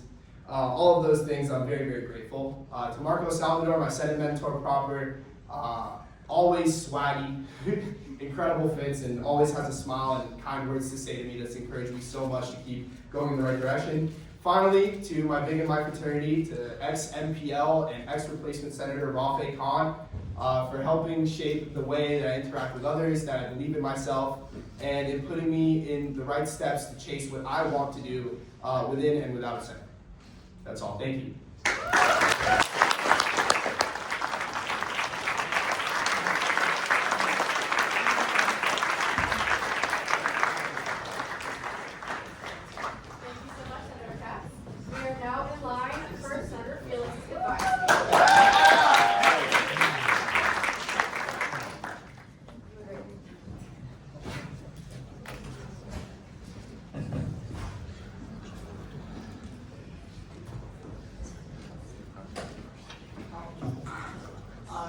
Good evening, Senators. Good evening. So I also cooked this up during this meeting, so bear with me. So I just want to start, honestly, I don't think it has hit me that I'm actually leaving this chamber. I remember so clearly winning my seat freshman spring, being full of joy, and wanting so badly to make a difference. But I learned quickly it's not as easy as saying you want to make a difference. You have to actually put in the effort and dedicate the time. I remember when I first got into the chamber, I was a little overwhelmed. I wanted to make something happen, and I didn't know clearly where to start. But learning where to start comes from guidance. As you sit in this chamber, don't be scared to ask questions. Don't be scared of something not working, because you may not always get the outcome that you originally intend, but you never know without trying. In my time at Senate, being part of this chamber has been a privilege because every single person in here is so ambitious and so driven. I'm happy for my time in INC. It taught me how to become creative in leadership, and it also taught me that we do not use the overhanging mics and cameras, real one though. But I am joking, but it did urge me to really dive into the codes and work with senators in adapting them. I've loved all the events and retreats, whether it's the dozens of senators or just two. Shout out Senator Larsen for being with me for 30 minutes playing board games. Real one, what a great guy. And also, just shout out my, Swamp Social at Marco, you remember the joke. Or maybe you don't remember the joke and I just said that. Another one, in my time in the Senate, one of my favorite, most memorable parts is also being part of Women's Caucus. Shout out to OGs, Annabella, I see you in the back there, hell yeah. But I have had the opportunity to get close with so many senators in this chamber, so shout out to Women's Caucus exec from last year, Anjali, Ella, Anjali, and Kayla. None of you are still here, but I had some of my best times cooking up ideas in the study rooms. And this past exec, shout out my co-chair Lexi Trower, Lexi Basin, Alex Bill, and Emma Ramsey. This is the best caucus to be a part of. I love you guys, and I love this caucus, and I can't wait to see this next initiative hit the ground running. I'll be your biggest cheerleader from the sidelines. New senators join us awesome. A random story I remember. I remember our first meeting was actually this meeting, but make it 2 years ago, and it went to 4 a.m. I remember first being like, shit, this is one long ass meeting. But as I got to listen further to what everyone before me said, it inspired me. It inspired me to not waste my time in this chamber, and it inspired me to put myself out there. Though my time is up, I am happy with what I was able to make of it. But more importantly, the people I was able to make it with. So, time for my shout-outs. So first, shout out Aaliyah Henley, my first Senate mentor and also my favorite person and the best person to do student government with. I've never met a more dedicated leader who inspires me in every way. Thank you for answering my millions of questions, and I will miss you dearly next year. My OG sophomore senators, Kate McNamara, Andrew Sabadash, Maximo Toledo. Y'all realize only Andrew and I are still here, so shout out Andrew. First election OGs, Noor and Cole. You guys are real ones, you already know that. Mama of all SG, Kayla Myers. I wouldn't have been in my SG career without you. Thank you for pushing me and being the funniest person ever. If you don't know Kayla, you should. She's awesome. Shout out to my little Emma Ramsey. I am so proud of you and your biggest supporter. I'm always so happy that I got this chance to serve in this chamber with you, and I can't wait to see all the good that you do in this chamber and out of it. I love you. Molly Murphy. I remember first meeting you, your first week in your freshman year, and wow, you were such an amazing leader, and I love seeing all that you've been able to accomplish. I don't know where you want to then I'll have you watch this back. Alright, to my new senator, Emily Tobek, I'm so excited for you. Hashtag SST on top. I can't wait to see all that you do. Fall 2025 exec, Blake, Julia, Aaron, and DC Catherine, and Spring 2025 exec, Julia, Aaron, Matthew, Maya, Mia. I am so happy to have been able to work with such incredible people who truly embody the meaning of leadership. I love you guys all. To Jack, Dylan, Caitlin, Kate, Emma, Ava, Mary, and Jake, thanks for being an awesome INC committee, especially Kate. I have loved being able to see you grow and kill it in this role. I can't wait to see what you do. INC on top. Yeah. And then shout out Tom Katz, Zoe, Matthew, and Gina. I saw you in here. Let's go. I'll see you on Sunday. To my old Senate advisor Jackie, thank you for being there at every pop-in and every text or call. I owe so much of my growth to my term and your guidance. I know that you're not in here, nor may you be watching, but I love being able to work with you. Caroline Tupansky, you're one of the sweetest girls I've met in this chamber. Again, you're not here, but being able to sit with you at every meeting was a delight. To my last campaign partner, Sarah Rodriguez, I see you back there, hell yeah, we gotta go. Flex mentor, Kristen Dubron, you're killing in law school as always, you're an epic mentor, that's all I gotta say. To my class mentee, Selena Patel, you're amazing. You've done so much already, and I can't wait to see what you continue to do and thrive in this chamber. And then to my family at home, you may not ever know what title I'm in or what I'm doing or where I'm going, but you have supported me every step of the way. Thank you for being my rock and my open ear. I love you guys more than ever. And just to close this off, if you take one thing from this, make the most out of your time here, get close with those you serve with, and enjoy every moment. Thank you.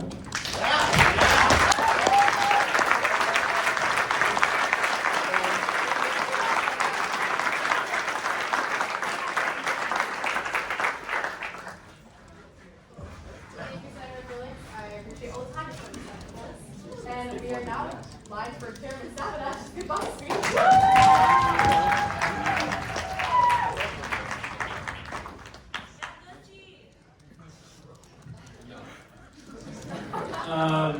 Good evening, all. It's been a long 2 years. I honestly thought this day would never come, but I'm extremely happy to be up here right now giving my goodbye speech. I love Senate, but it's a very exciting time for me. I started off in Senate blind. I had no idea what I was getting into. When I came off my first campaign, I jumped in here, and like Felix said, we were here until 4 a.m. It was crazy. I was confused, and I was like, what the heck did I just get myself into? But I was excited to start. Then once we were confirmed at 4 a.m., I jumped in, and I learned that meetings can be extremely hard to get through, and then also that bills aren't necessarily easy to pass sometimes. I tried to get printing in the West right away. That got shot down almost immediately. I realized the nuances of Senate. Also, I bombed some committee interviews and then somehow squeezed my way onto Judiciary. I got roasted on the stand because I confused being excited to involve myself in politics with I'm politically motivated. That was the quietest I've ever heard the chamber. But here's the thing about being roasted on the stand, it's a learning point. I then learned that I had to prepare what I was going to say, not just wing it. That's why I prepared today at school. Saying the wrong thing in front of the wrong people teaches you something. In the moment, it was a slip up and it was pretty bad. I thought that my Senate career was over, but by the end of the night we were laughing. So don't be afraid to slip up on things like that. Just try not to say politically motivated while you're on the stand being appointed to a position. There's something among many other stories I grew and I learned. I came to realize that something we do can make an impact here. Whether it's internal, helping the Senate to function, or external, or something outside of the Senate, we all have a responsibility to serve the university, and that's why we are here, and that's why we were elected. I urge you all, new or old senators, to please find your niche in the Senate, so whether that is internal or external. And if you're doing nothing, leave. Resign. Let someone else do it for you. Full transparency though, I only passed one bill, and it was 2 weeks ago. With the help of Senator Relevant, we passed the rules and procedures change, and I'm excited about it because it helps us to make rules and ethics run smoothly. I did understand over the 2 years that Senate is pretty bureaucratic, and passing bills are bureaucratic. We have to talk to a lot of people to make things happen, and that's okay. I also sat on Judiciary, so I didn't see every bill come through for a while. Shout out Rubai and Bravo, you guys were great chairmen. And I didn't see many bills pass, and I helped them to pass, so that's my contribution on the bill side. Then I moved the rules, and that was where I made more of an impact. I'm more service-driven, so I was really excited to help you guys all reach your constituency and help you and be just a familiar face for everyone in the chamber. I want to go through some shout-outs. I have to. To my friends I made, first I have to mention Noor and Cole, like Felix said, you two are just unbelievable. Thanks for sticking with me, thanks for growing with me, and thank you for keeping it fun along the way. You guys are way too out of pocket. You need to learn what to say and when to say it. But you guys kept me laughing for the 2 years, and that will be longer than that. You also pushed me to do more, which I really appreciate, and I think that's what friends are for, not only in the Senate, but beyond that. And I'm excited to continue on with our journeys next year and beyond. I have to shout out Senate notes, none of them are here or listening, but Keegan, Sophia, Aiden, Erica, and Noor. That was like our friend group freshman year in Senate. We had a caucus meeting, I opened my Google Docs and I titled it Senate Notes, and they thought that was funny. So they made our group chat Senate Notes, and we had a lot of fun things to say about that. For 4-hour meetings, to grueling campaigns, to trying to hold it together during heated debates. You all made come every Tuesday worth it, and I wish you were still here with me. In the Senate chamber, they're still alive. Freddie, wow, Freddie, my dearest mentor. You took me under your wing from the beginning, like when you didn't show up to the freshman Senate mentor-mentee reveal. I think you had a big function that night. If you need some mentor-mentee activity recommendations, we have a bunch. you should take a page out of our book. So we have done multiple trips to Washington, D.C., planned an inaugural ball for the presidential election, breached member-only clubs in Miami, multiple, yes, FaceTimed across the world, hosted orange juice parties, took over Lake Wahlberg, and missed flights. You're one of a kind mentor, and I cannot wait to see what's next for you. Cheers to our Senate family, too. Shout out Kayla and Hughes if you guys are listening. Also can't forget Julia, my other Senate mentor. We have a lot of Senate mentor and mentees. I don't know what's going on. But it's great. I think that's a great thing. Julia, one of the smartest people I know, one of the smartest people, and you're going to take over the world one day, I'm scared. Evan, one of my closest conspirators, can't wait to retire together tonight. So much ways ahead, I'm glad Senate brought us together. To my current exec, you guys are unbelievable. Molly, your initiative shows, so good luck on the exam, by the way. I'll tell you later. My kindness and hard work shines through, and you're one of a kind leader. Abigail, thank you for being on the phone with me when I crashed my car. That was nice. Bravo, from our first Cicerone involvement together to many more, and to being in the Cicerone family, I've watched you grow. Where are you? You're right there. You're one of the strongest people I know, and I'm honored to be by your side. And I'm excited for your next chapter. That's going to be great. Marco, like everyone said, I'm just going to keep on with that. Your smile radiates in the chamber, and you're a key member of all this leadership at UF, and you're going to go way too far as well. Kate, I don't know how you do it. You lead everything, you're engineering, and you're so composed.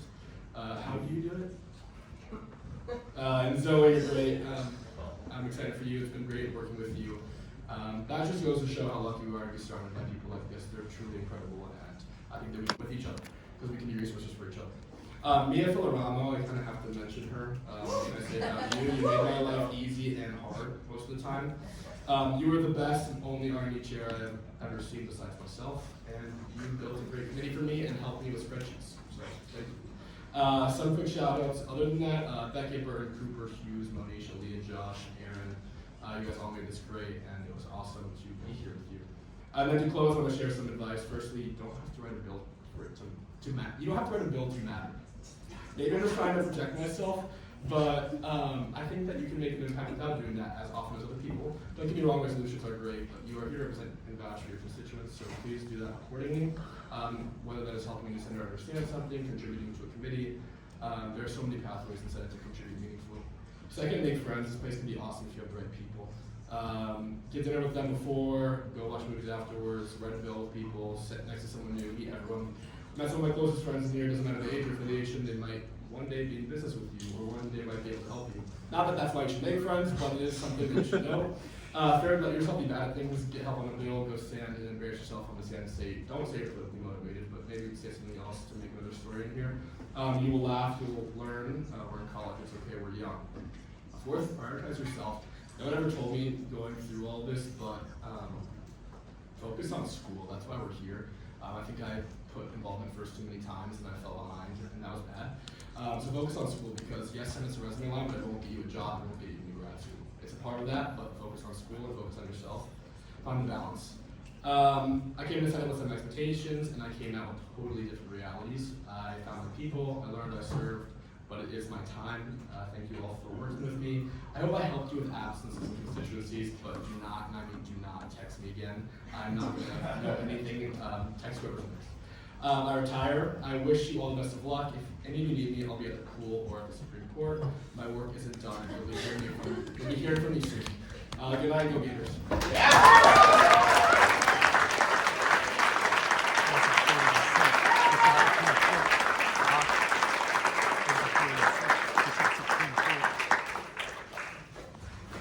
All right, thank you so much, Larry and Sabadash. We are now in line for Senator Golesorkhi's goodbye speech.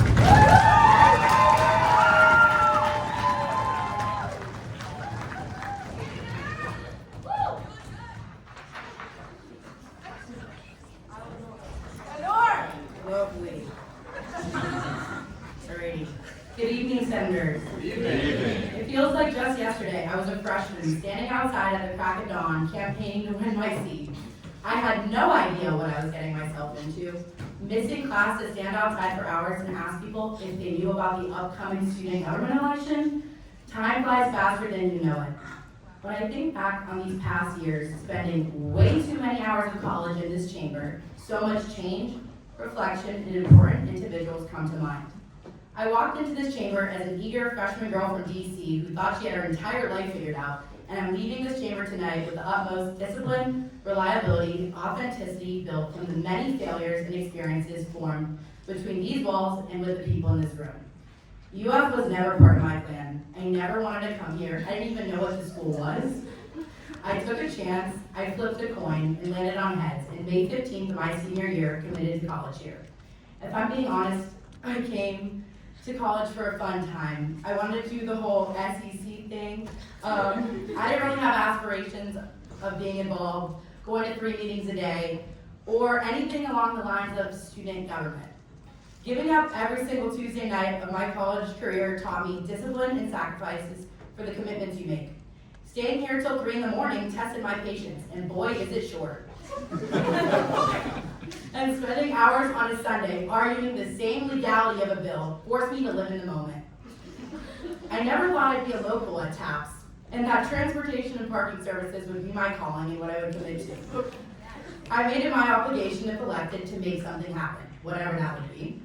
And that was food for fines, where I dismissed $25,000 of student parking tickets and collected over 3,000 pounds of canned food items for the field and pork pantry.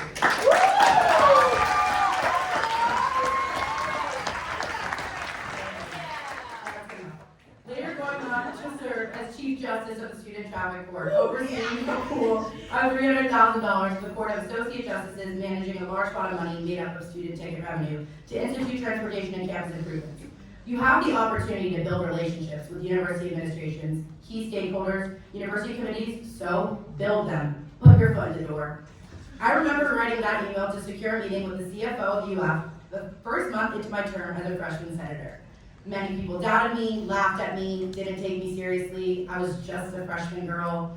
Told me things were never gonna happen, it wouldn't be feasible, the list goes on. Turns out, you should love being underestimated, being the youngest at the table, and you should love the opportunity to be doubted. Do not say something if you're not gonna do it. Over the past years, there's been a significant decline in the skill level in this room. I'm over the lack of effort, hard work, and professionalism that is building up around here. You are privileged to be sitting in this room right now. You vote on $24 million as literal college students, so apply yourself, do something. Prove people wrong, build relationships, and don't take no for an answer unless you've exhausted all the possibilities. Show up and work harder than the person sitting next to you, because complacent behavior and laziness will never be the answer. This chamber transformed me and tested me in ways I never thought were possible. It also gave me lifelong relationships and best friends. During my first mentor-mentee reveal, as we were lining up for our baskets, I learned the person being paired to be my Senate mentor was hit by a car while in an Uber. That did not stop them from making me the most fabulous basket and ensuring it was made there for the reveal. This lovely lady turned into being one of my best friends today, Ioel we know as Mama Smith. Eric Davies, you are the most resourceful, driven, educated, and the best guy I've ever met. And coming from me, that is huge. I miss our many jokes and love all of our time together.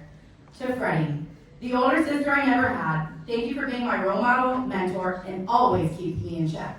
No one matches my brutal honesty and over-the-top behavior quite like you. It's dangerous how similar we are, just the same person in different fonts. Aaron Rubai, wherever you are. You are the smartest guy I've ever encountered, and wow, you're gonna be a true asset in life. Sarah Rodriguez, my Hamilton bestie and partner in crime. I couldn't survive the hours of Judiciary and Senate and doing literally everything with you. Kate, my mini, it is definitely my fault I dragged you into here.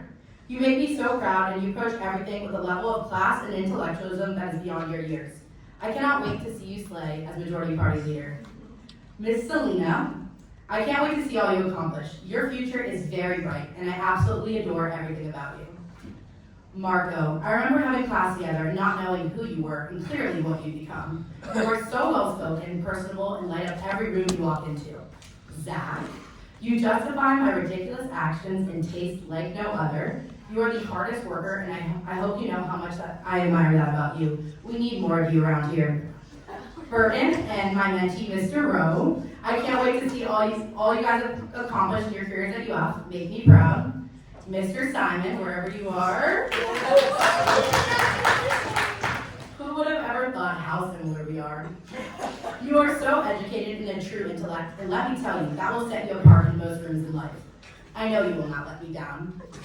Evan Feldstein and Kayla Zerwadakis, my FFLP superstars, I can't believe how much you've grown, and I'm so excited to see all you accomplish at UF. Macy Mees and Carly Spelsey, I know you two have been waiting for this moment for so long, and I can't wait to watch you guys embark on your time in this chamber, and we'll be cheering you on every step of the way. Krystal Felix, you are so well spoken, the way you articulate your words blows me away, and there's no one else I'd rather study game theory with. You are going to make a fabulous prosecutor. Phoenix, I'm so sorry to leave you here alone. Don't miss me too much. I know you're going to kill it as budget chair. You are a great worker, team player, and genuine person, and I'm so happy we crossed paths. Finally, to Mr. Adrian, he's an old head now, but I can't thank you enough for everything you've done for me, your true honesty, and always being the older brother I never had. And to my fellow junior try-hard boys, Cole Bennett, Matthew Milton Bravo, and Andrew Dizzy Sabadash, what a run. We competed hard against each other constantly. Through every crazy moment, we did it all. I'm so grateful for the friendships you built, and there's no one else I would have done all of this with. I truly believe you three will have unbelievable futures ahead. I hope you all will be in my life forever. To my big Madison, my littles, my wonderful ladies in the back, my mom and dad, you have all heard your fair share of many breakdowns, midday tangents, and many tears. I'm sure half the time listening to me you've been confused and exhausted, but your support has meant everything to me. So I'm going to leave you guys with some final Noor Golesorkhi words. Know your worth, honor your word, always upsell yourself, make sacrifices, build relationships, and make things happen. You never know who in this room you'll cross paths against with in life, and when you do, it will mean even more. It's been a pleasure serving as Senator Golesorkhi. Good evening and go Gators.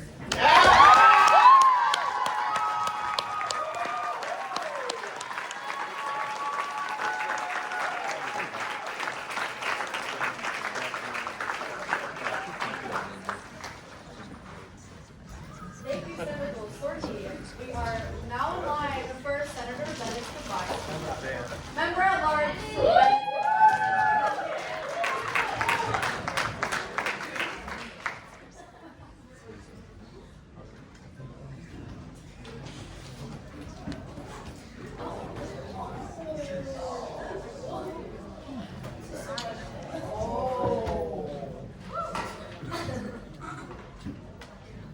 Alright, I guess I'll get started. I never thought I would be where I am today, standing before you. Coming to UF after being in student government in high school, I immediately slated my fall freshman year. I didn't get it. I tried to join a campaign in the fall, wasn't accepted. Applied through RNA twice, didn't get picked by the committee. Oh, I have to keep that going. You got that. I'll keep going. Finally, the loud freshman got the charity bid to join the College of Liberal Arts and Sciences slate, a slate that was supposed to lose that election. This is where I learned a lot about myself. My team and I outworked all of the opposition, spending over 80 hours canvassing in Turlington. Hearing the majority of the class slate win was only the beginning, however. After meeting and quite frankly soliciting thousands of constituents throughout the campaign, I knew of the work that needed to get done, both initially, internally, within the Senate, and also externally, effectively representing the college. So I got to Senate, and the first thing I did was I got to vote for my mentor, Monish Vijayaraghavan, for Senate President, which is pretty awesome, because he's amazing. Now, my main goal coming into Senate was to be the person who showed a true hand of bipartisanship, after hearing the horrors of the split Senate prior to joining it. My first piece of legislation, and the first thing I got to write in this chamber and vote on officially, was a bipartisan compromise for resign and replacement, which doesn't exist anymore, but at the time was a big win for the Student Senate. Then, of course, I applied to budget, coming up with a last-second idea prior to my interview to increase transparency on the committee and to help student organizations better understand how to apply for funding. Now, Minority Party leader at the time, Anamika Naidu, shout out to her, started grilling me and she's like, oh, what are you going to call this? So I came up with some regular Cole Bennett bullshit and I said it would be called Funding Fiesta. In the following Senate, Minority Party Leader Naidu objected to my RNA recommendation and started grilling me again on my qualifications and the lack of feasibility of my ideas, such as funding Fiesta. She said 5 other people had come in here with ideas. What would change now? How would these get implemented? First, I had to remind the chamber of my qualifications for budget, such as the fact that I'm Jewish, so of course I'm going to be good with the money. I also happen to be the treasurer of the junior and senior classes in high school, as well as 13 other student organizations on campus. After I was confirmed by the Senate, Budget Chairman Damian Rodriguez came up to me and said, Cole, we're going to show them and we're going to get this done. We're going to have funding Fiesta by the end of the semester. And I'm great to say that we've had 5 straight successful semesters of these programs. Shout out Aditi, Maya, and Marco, as well as Johanna for the help. Can we talk about budget for a minute? I mean, what a committee. Like, I've sincerely enjoyed being vice chair to 3 amazing budget chairs, and one of the most disappointing parts of leaving this chamber is the fact that I won't be able to annoy whoever is stuck taking minutes for that committee. I got to do 2 semesters with some of my best friends and amazing leaders, Marco Salvador and Maya Idiculla, both people who I'll talk about later in my speech. I've been able to accomplish so much in this room, whether it has been the several pieces of authored legislation, resolutions, or the many code changes written during Senate President Cypher's term cleaning up the codes. I truly look forward to every single Tuesday night with you all. I've had the privilege to serve as Deputy Majority Party Leader, Budget and Appropriations Vice Chair, and now thanks to you all, Member at Large 1. Intentionality is a crucial aspect to the world of involvement at UF, and I made sure I've been intentional about everything that I've done. I did and wanted to remain passionate so I could be the best representative and leader that I could be for you all and the constituents who continue to vote for me. Every single one of you has the opportunity that a lot of other students yearn to have. Take advantage of it. The second you don't feel passionate and ready to work in this chamber is the second that you shouldn't be a part of this chamber anymore. That goes for all of your involvement. I've had the opportunity to serve as a cicerone, Leaders of Tomorrow president, served on speech and debate exec, SIGEP exec, campaign manager, several other things, and so everything I do, I attribute back to the lessons I've learned as a senator. So utilize your time wisely in the chamber, because in the 20 years when you're thinking back to what you did, make sure you felt you had a fulfilling role during your time as a senator. Now for the thank yous. Well, I wouldn't be here technically without my mom and dad. Don't need to explain the reason for that. But legitimately, I'm grateful for the lessons that both of you have taught me, as well as my Uman Upa. To my sister Keaton, you're absolutely killing it at UF, and I'm so lucky to have you here with me. Special shout out to Santi Alvarez and Parker Rosengall, who helped prepare me for slating my freshman spring. Funny side segment is, so I walked into slating my freshman fall with a true Cole Bennett look, for those who know me, sunglasses on the back of my head, hat floating above me. That's probably the reason I didn't get it, by the way. So, to my SIGEP senators, Joshua Johnson, Dylan Cannella, Gianni Filburn, Sarge Shaw, Colin Shemakar, and soon Carlos Salas, so proud of each of you and what each of you are going to continue to accomplish. Y'all show these in the background from the first campaign, the Yik Yaks. Thank you to Senate Exec for being such a fun squad that has also stood on business throughout this term. Molly, Kate, Andrew, Abigail, Marco, you absolutely killed it, and I'm glad to have been part of this team. Thank you to the Senate, I said that already. Thank you to the OGs now, Krystal, Noor, Andrew. I truly value our friendship and the memories we made along the way. Shout out to the upstairs rights bathroom, those who know. Noor, super glad to have all these amazing involvements with you, like GFI and even being your day-to-day pledge. You always continue to push me and keep me updated with my politics so we can battle it out in the best way possible. For all 3 of you, I would not have been able to be as close with you all without this chamber, and I'm excited for senior year. Shout out to my Senate mentees, Jordan Tevi, Jake Zankowitz, Eisenberg, and even Brooke DeCampley. Y'all have done such amazing things, and I appreciate all of your support always.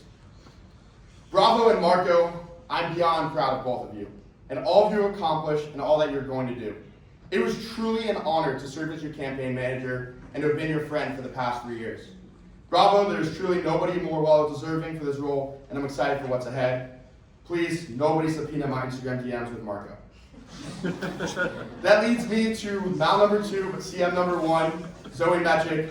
I'm so grateful to have served this term with you and to have been your co-campaign manager. I truly could not have asked for a better co-Mal, co-CM. Don't forget, we still have that makeup date for blacking out. Finally, my mentors.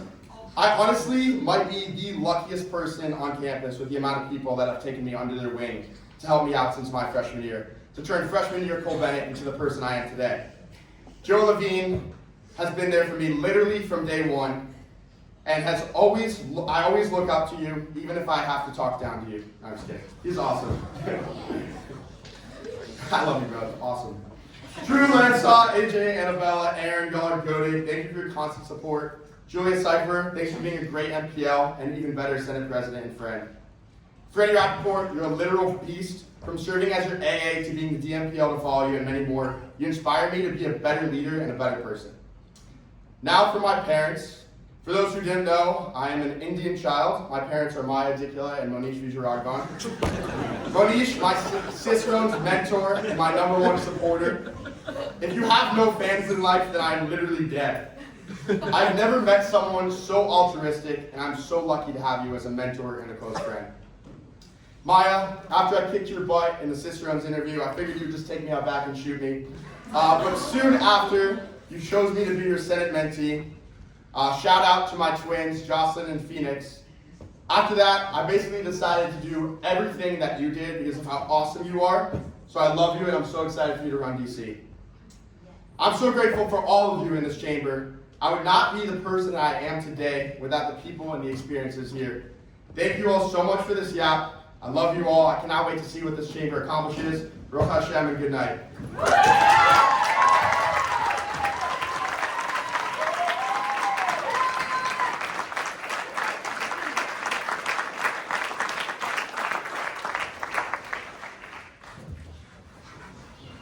I wasn't gonna cry, and I'm still not gonna cry. Okay. That wraps up goodbye speeches. Did anyone email that did not give a goodbye speech? That I missed. Okay. Thank you, everyone, for giving a goodbye speech, and I am so just happy right now. Okay. We are now in line for replacement and agenda committee recommendations. Seeing that there are none, we are now in line for bills under first reading. Do we have a presenter and author ready to present? Sent by President Klaus.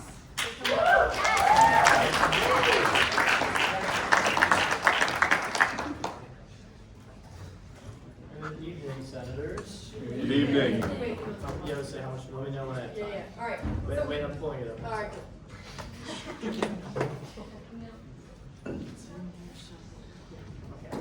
All right. Let me pull up the timer. Okay. We will now begin debate on SSB 2026-1021 with our author, Student Body President Blake Cox. You have 5 minutes to present. Thank you, Senate President. This is a pretty straightforward resolution. I wanted to write something. I'm on my way out, officially even more old than I already am. It's time to hang it up. Huge congrats to the incoming officers and everyone. Huge congrats to outgoing Senate exec, etc. So on my way out, something I noticed when I first became student body president was I had no idea just how much the Board of Trustees actually did. I knew there was some big important body and they did big important stuff, but until I was up close and I could actually see a lot of the work that they were doing, I really didn't know, and they do a lot for the university, like more than I think anyone could ever really, like I could ever explain here in less than 5 minutes. So I wanted to write a resolution, as said in the previous proviso. I'd like to present it to them at the Board of Trustees retreat this week. Really just thank them for a lot of the work they've done. Most specifically, I think it's more pertinent to pass it right now because they were a big help in some of the things that we wanted to do as student government. They helped out the reopening of 24/5 Marston. They were really a huge part in that. Additionally, they supported the students when the students asked for an increase in the health and athletic fee. A huge shout out for them for that. And really just a lot of the things that make the University of Florida great and will continue to make us even greater in the future are a result of the work of the board. We'll be getting a lot of new housing facilities. Just as one example of the passion the board has for the students they're presenting on the new housing units, and they said that the new housing will be done by 2032, 2031.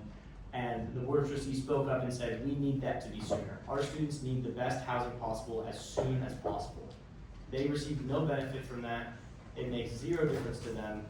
They truly care about each and every one of the students. And so I'd like to do a part to show that, the hard work that they put in does get appreciated. I understand that U.S. Board of Trustees does a lot of things, so I'm sure all of the students have a lot of thoughts on them. So I'll use the rest of my time to respond to any issue or anything to be spoken about in contrary debate. Thank you. Thank you so much, Supervisor President Cox. We are now in line for 5 minutes of non-debatable technical questions, starting now. Do we have any questions for Supervisor President Cox? All right. Seeing none, we are now in line for 3 rounds of alternating con-pro, 3 minutes per side, starting with 1 round of con. Do I hear any con? All right. Now we're now in line for 3 minutes of pro. Do I hear any pros? All right. Seeing none, since there's no pro or con, we are immediately moving into a vote. Oh, actually, no, you have final privilege. Would you like your final privilege? You know what, I won't take my time. Okay, you take your time. You have 3 minutes. Oh, okay, well, I was prepared to address any cons and pros, and there were none. But yeah, please vote yes.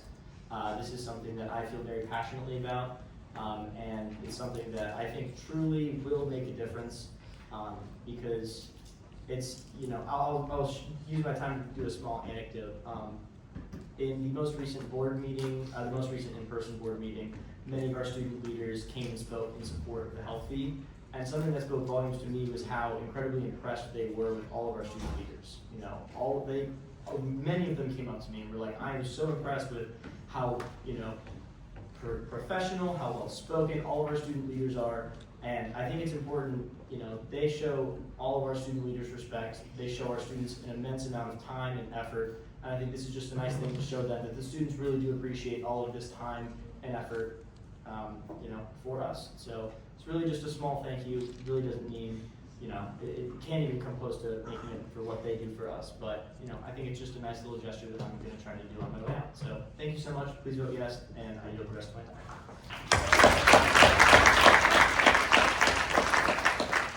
All right. Seeing none, final coverage has concluded. We are now in line for a vote. All those in favor of approving the vote, please rise. All right. You may be seated. All those opposed, please rise. You may be seated. All those that abstain. All right, in the eyes of the chair, there's a clear and convincing majority. SSB 2026-1021 has passed. There we go. All right. Let me turn my.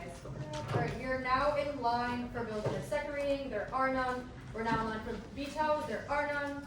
Now in line for bills pending signatures. There are none. And now we're in line for my speech and report. Woo! Woo! Okay, I'm really nervous. This is like 3.5, 4 years of me concluding my life in this chamber. But before I get to my goodbye speech, obviously I made awards for everybody, and there's a large stack of them. So let's get into those first. All right, and I also gave some pretty cool and unique award names, so I'm hoping you guys really know this. So let's start out with, in my opinion, the happiest human award goes to Ethan Simon. It's just because you're always smiling and you're always happy, and I just appreciate it. You can get it. I'll be ready. And I made them. No paper plates. I wanted to be extra.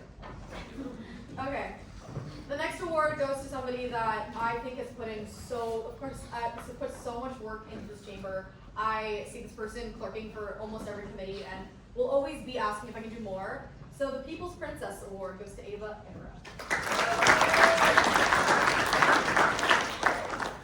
Arora. The next one kind of goes along with this, and it's just someone that, in everyone's goodbye speech, has said that this person has really changed their lives and changed the chamber and changed student government as a whole.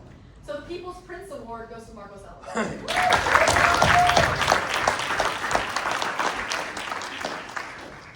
This one only me and the senator will probably understand because it's just a little funny story, but it's now, I'm very happy that he's here and I'm very happy that he's present. But the freshman fall plot twist of the semester award goes to Ashwin Boyle.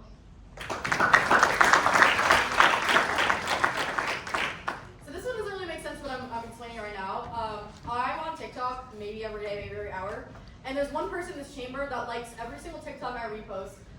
I like all of her reposts. We basically have the same feed, and I really appreciate seeing all of her TikToks on my feed. And the algorithm soulmate award goes to Berkeley Morris. This one's pretty self-explanatory, but this boy comes in with so much passion, but he can do so much more outside the chamber, including photography, anything around just communications and being creative. So this award is the Man of Many Talents Award, and that goes to Dylan Canella. So this one is super also self-explanatory, but the person who, after every single chair speech, will come in and make everyone in this chamber smile. The Sunshine Following the Storm Award goes to Kate Rock.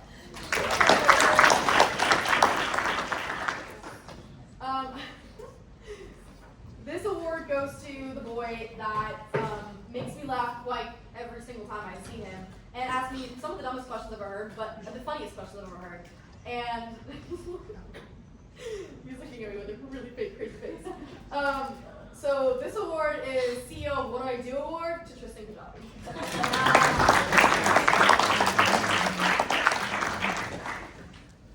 All right. This one also probably is only understood between me and the person, but you can get the context. This person is also, of course, this person is, you should read it. The person also has given so much to this chamber and so much to student government. Not a lot of people give him the credit. So the one actually running this award is going to Preston Levy.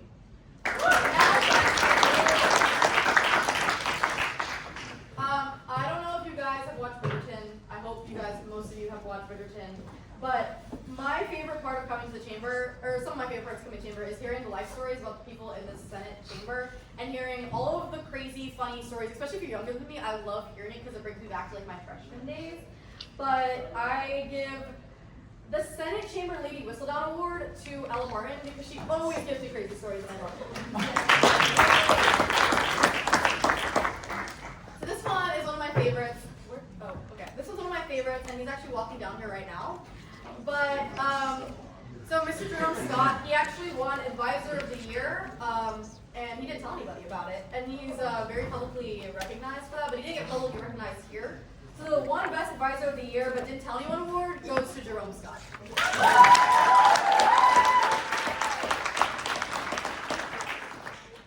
Okay, so this one goes to someone I am very close to, and I feel that deserves the recognition every single day. There's a lot of advice speeches where saying like being underestimated is a great thing, and this boy is definitely underestimated. His intelligence is definitely underestimated. So the Brains of the Operation Award goes to Felix.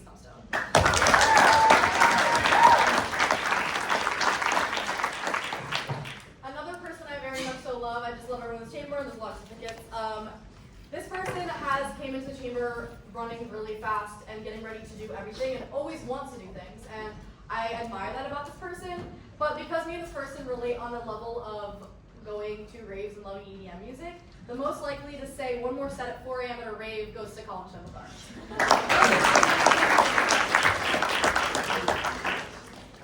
All right, I don't know how to express this because I love everyone that I've given a certificate so much to, but this person actually has carried me through the Senate term. This person has done me so much due diligence and has basically been my go-to girl, and I literally could not have done anything without her. I'm gonna cry, don't look at me.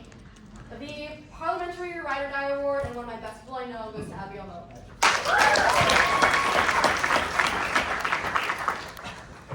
This person has done a lot of work in the chamber, and it goes unnoticed sometimes, but sometimes it doesn't go unnoticed, because the Reg Pull Ad Award goes to Mandy Lou.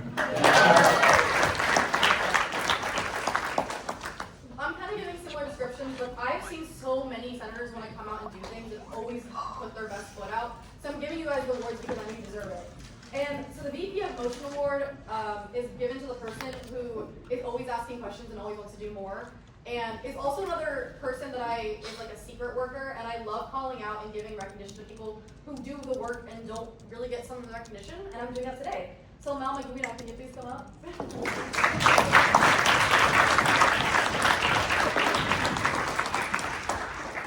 This person will be talked about a little bit more in my goodbye speech, but also another person that's carried me through my term here.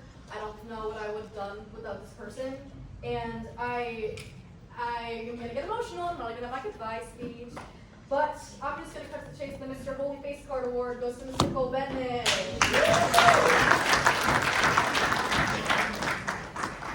Of course. Okay, next one. Everyone on my Senate exec, this is also going to be my goodbye speech, but I literally could not have asked for a better Senate exec. I have no complaints for all of you, and the people that I've worked with have been such kind and amazing people. And not only that, are they just kind and amazing people, but they always rock their outfits, and they always look amazing at all times. So the Can I Get Your Workout Routine Award goes to Zoe Magic.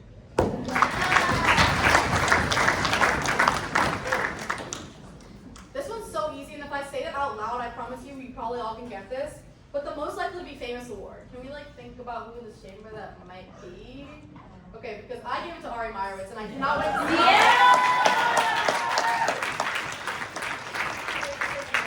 Whenever you're famous, please, let me know. I'll come visit. This is another one of my funny titles that I just found that I thought would be clever. But the SSB Award. It stands for the Senate Social Butterfly, and I don't know if SSB was clever enough for that, but that goes obviously to Molly Murphy.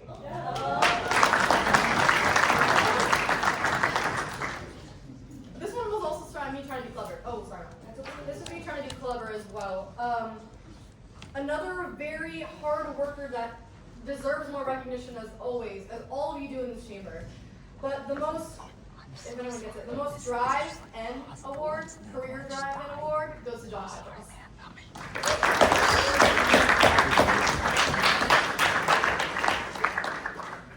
Alright. This one, again, was just a play on words, but again, every single one of you did so much work for this chamber, and all of you that come to my office hours impress me every single day, because you not only come out of your way to ask me questions, but you ask my advice and take it. All of you have taken my advice, and I'm so purely thankful for that. So this makes sense because of his position, but the Civic Guardian Award goes to Josh Yatwick.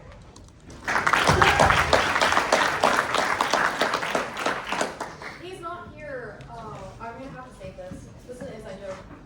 Alright, this one's also good. And I had a couple help from Marco with this, but this person I think has had the best tan I've ever seen in my entire life. Actually, you look amazing, you look bronze, you look gold, look amazing. And I think the UV MVP award goes to Caitlin Zerwakis.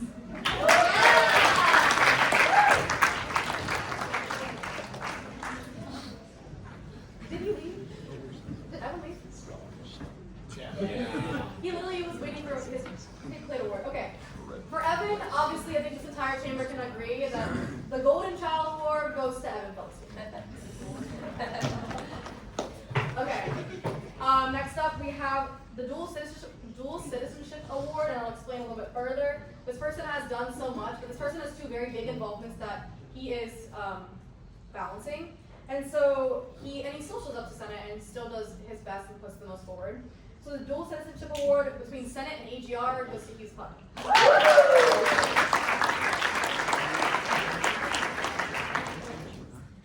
Andrew Larson's not here, but I gave him the Bipartisan Broadway Award because I think the was there. This award goes to a senator who came in late, but I have seen them do nothing but amazing work. Came to my office, FaceTimed me, made sure I knew that their plans were going through, and just because they came in late through RNA does not mean they did anything short of the best work ever. So the Came in Clutch Award goes to Riley Selensky.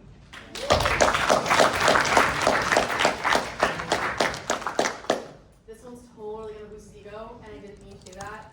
Me and Marco kind of did this together though. But I don't really have to explain much about it. I will say this person has done nothing but come to every single Senate meeting and every single meeting that I've been with him with the biggest smile, and somehow makes the funniest jokes he doesn't mean to make them, and it makes everyone else's day brighter. So the Steve Rogers Award goes to Andrew Sabadash.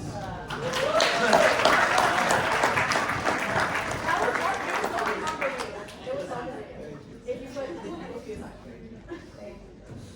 Okay, next one. I'm absolutely so proud of all my engineering centers. You guys have been killing it. I see you guys night and texting in our group chat about your platform points day and night.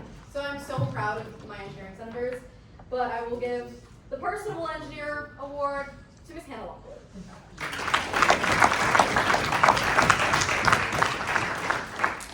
I'm trying to keep my play on words going, and I'm going to continue with my engineering kids. So this one goes to another engineer, of course. This one goes to another engineer that has continuously put their best foot forward, always. And no matter what challenges, will still work. So the most likely to secure the bag, parentheses of engineering kits award, goes to Jonah Ferber.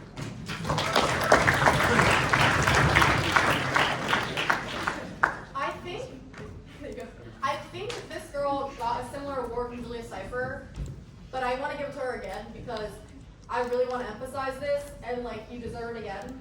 But when you come to the chamber and you not only prioritize yourself, but you prioritize other girls, and you were one of the biggest girls that Julia and I have met, I think that deserves some recognition.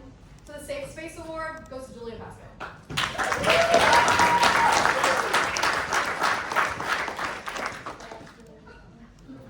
Alright, so this is a duo award. I have a couple duo awards in here, but this is for two senators. Not only have I had the pleasure of meeting, but I have never seen them, barely seen them without each other. So the Dynamic Duo Award, Part 1 and 2, goes to Stella Summerlin and Selena Badal.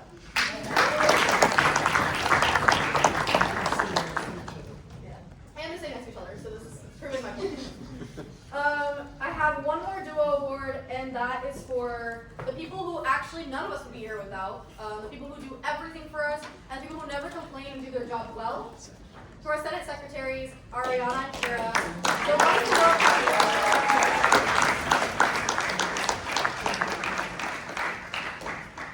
And this is kind of similar to another award I gave, but our other Senate Secretary came in pretty new, and he's done nothing but a fabulous job. So the Hit the Ground Running Award goes to Nathan.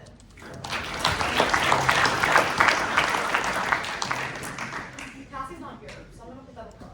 Okay, I'm almost done. This one makes so much sense. If I'm just going to say it out loud, someone's just going to point or think about it, but the Senate dad of the chamber, the one who always makes everyone happy and the one who's always looking out for the younger ones, obviously goes to Nick Andrews.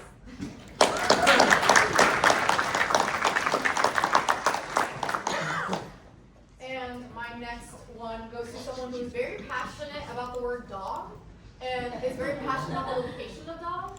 So the dog ad hoc chair goes to Alessandro.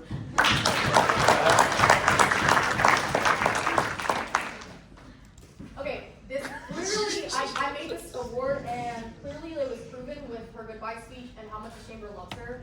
But the Subtle Goat Award goes to Krystal.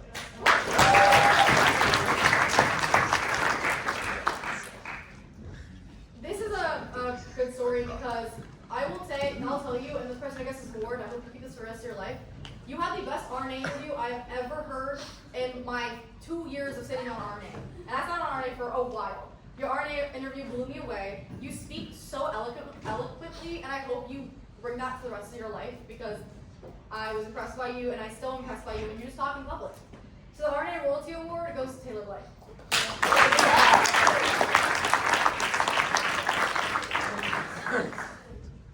Okay, this one obviously makes sense because of her work with the ad hoc, but I absolutely have loved being able to see the mental health ad hoc do a lot this year. So the mental health, well, the Heart of Senate, parentheses, mental health Heart of Senate award goes to Alex Dill.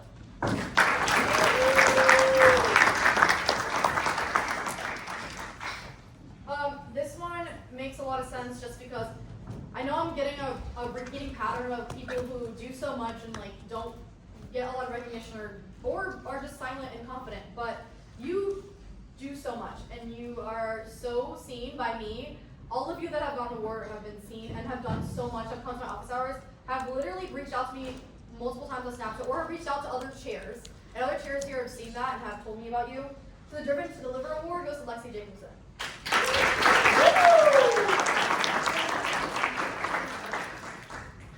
This person, as soon as I say the award, everyone's going to know what it is, who it is. But I will say this person, of course, this person has clearly done so much good for this chamber. Everyone, I don't think anyone has seen him not smile or say hi to you or give you a hug but the Gordon Ramsay of Governance Award goes to Zach Wolsonovich.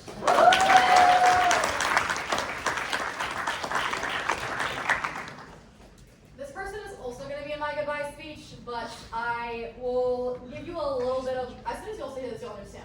I'll give you a little bit of context. Nothing will ever make me not proud of this boy, and I absolutely adore all the things that he has done for this chamber and has done in his past semester and year at this university. So the Mr. Unstoppable Award goes to Matthew Milton Bravo.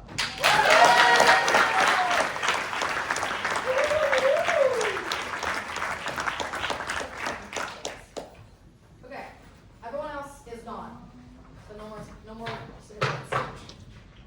Okay, wow. I hope everyone enjoys their certificate. It's kind of cute. No more paper plates. So next Senate President has to do no paper plates either. We gotta keep this tradition going. And we gotta keep these certificates going.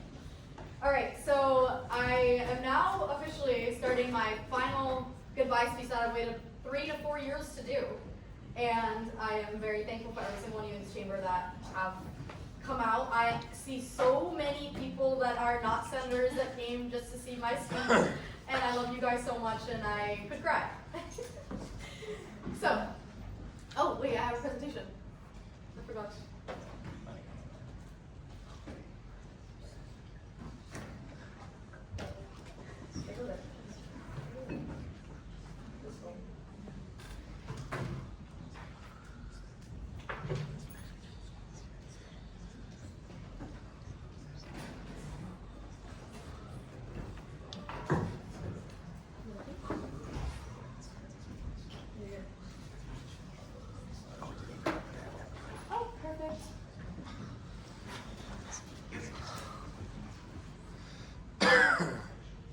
Sorry guys, technical difficulties.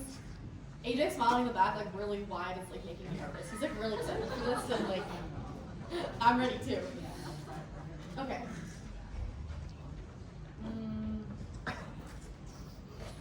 If it says present.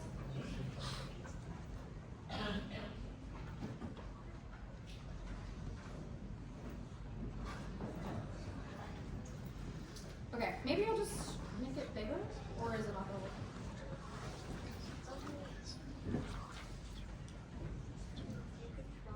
Okay, we can just leave it like this for right now. Okay, so my goodbye speech. All right, my goodbye speech. Wow, 4 years of Senate elections, 4 years of Senate campaigns, perfect. 3.5 years serving in this chamber, and I'm not giving my last remarks in this chamber. And I'm going to try not to tear up, because everyone that has gotten to me to this point is either on that live stream or came to this chamber to see me. So I am just looking at all of the senators that not only came out for me. Well, all of you with the shirts, where'd you guys get the shirts? I don't, this was really coordinated. This was really coordinated, but I can't fathom how lucky I am to have people in my life, and I cannot fathom how lucky I am to have served as your Senate President, because, again, all of my favorite plate awards went out to you guys because of how hard you worked, and I hope that it continues to be the testament, because I saw it firsthand, but I hope you show the next Senate President that, I hope you show your employers that, I hope you show everybody that you work for that. So let's start out this presentation by giving gratitude to the people who allowed me to come to this country. They allowed me to have the opportunities today to be your Senate President, to be a student at the University of Florida, to be a citizen in the United States. I owe it all to my grandparents, my Unwatchable. They came from Kerala, India with my parents while my parents were in elementary school. It was not easy for my parents to be here and try to gain a regular life or understand regular life here. So it is so important to me that I always acknowledge my culture and my family and my grandparents and my parents before I do anything. And I acknowledge my background because the sacrifice these people made to make sure that their families would be successful and their grandchildren would never have to see or make the sacrifices they did is beautiful. And I always want to give a testament to them before I start any speech. So obviously, I want to also be able to start the speech by acknowledging that I'd be nowhere without my mother and my father. My mom has gotten maybe thousands of phone calls from me, incredibly stressed, tears coming down my eyes. I discussed in government about my positions, my life, my jobs, my job interviews, involvements, classes, basically everything you can think of. And sorry Sorry, I lost my page. Oh, but she's never missed a single phone call. She's actually the next slide. She's never missed a single phone call. And these are the people that I definitely wanted to start my presentation out with. My dad, as much as him and I don't really have the heart-to-heart phone calls, that man is the me version of me and a man. Every time I go home, I have the man to make me feel better, make me laugh, always wants to take me on an adventure, always be able to find a plan. He is my person. And my brothers are a big part of who I am, especially because they call me for everything, and they see their basis to do things that they want to do.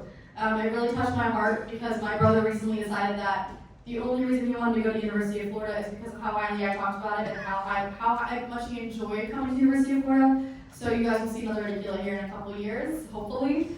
But he truly is what I would love. I raised my little brothers, and I will get offended if anyone talks badly about them because I am a testament to how they treat people and how they are raised in this world. My mom and dad have done a great job, but my brother calls me for everything. So I'm hoping that he becomes a great guy and comes to the University of Florida, as well as my little brother Isaiah. You guys are everything, and you're just as much as the reason that I'm here as much as anyone else. Sorry for the sappy family stuff. I'm a big family girl, and I wanted to give that first. All right, no more sappy stuff. We're starting with the involvement journey. I love sharing this story because there's a crazy thing I heard last year that really shocked me. And someone came up to me and told me that they had someone tell them, they were like, Maya just has life on easy mode. She just gets things and wins things, and it's really actually the complete opposite of that. And I don't really understand where that person got that from, because as much as I've won things and I've done these things at the university and I became Senate president, none of that would have happened without the people that are in this chamber, with the people that I know, and without my family, and without the work ethic that I put into this university.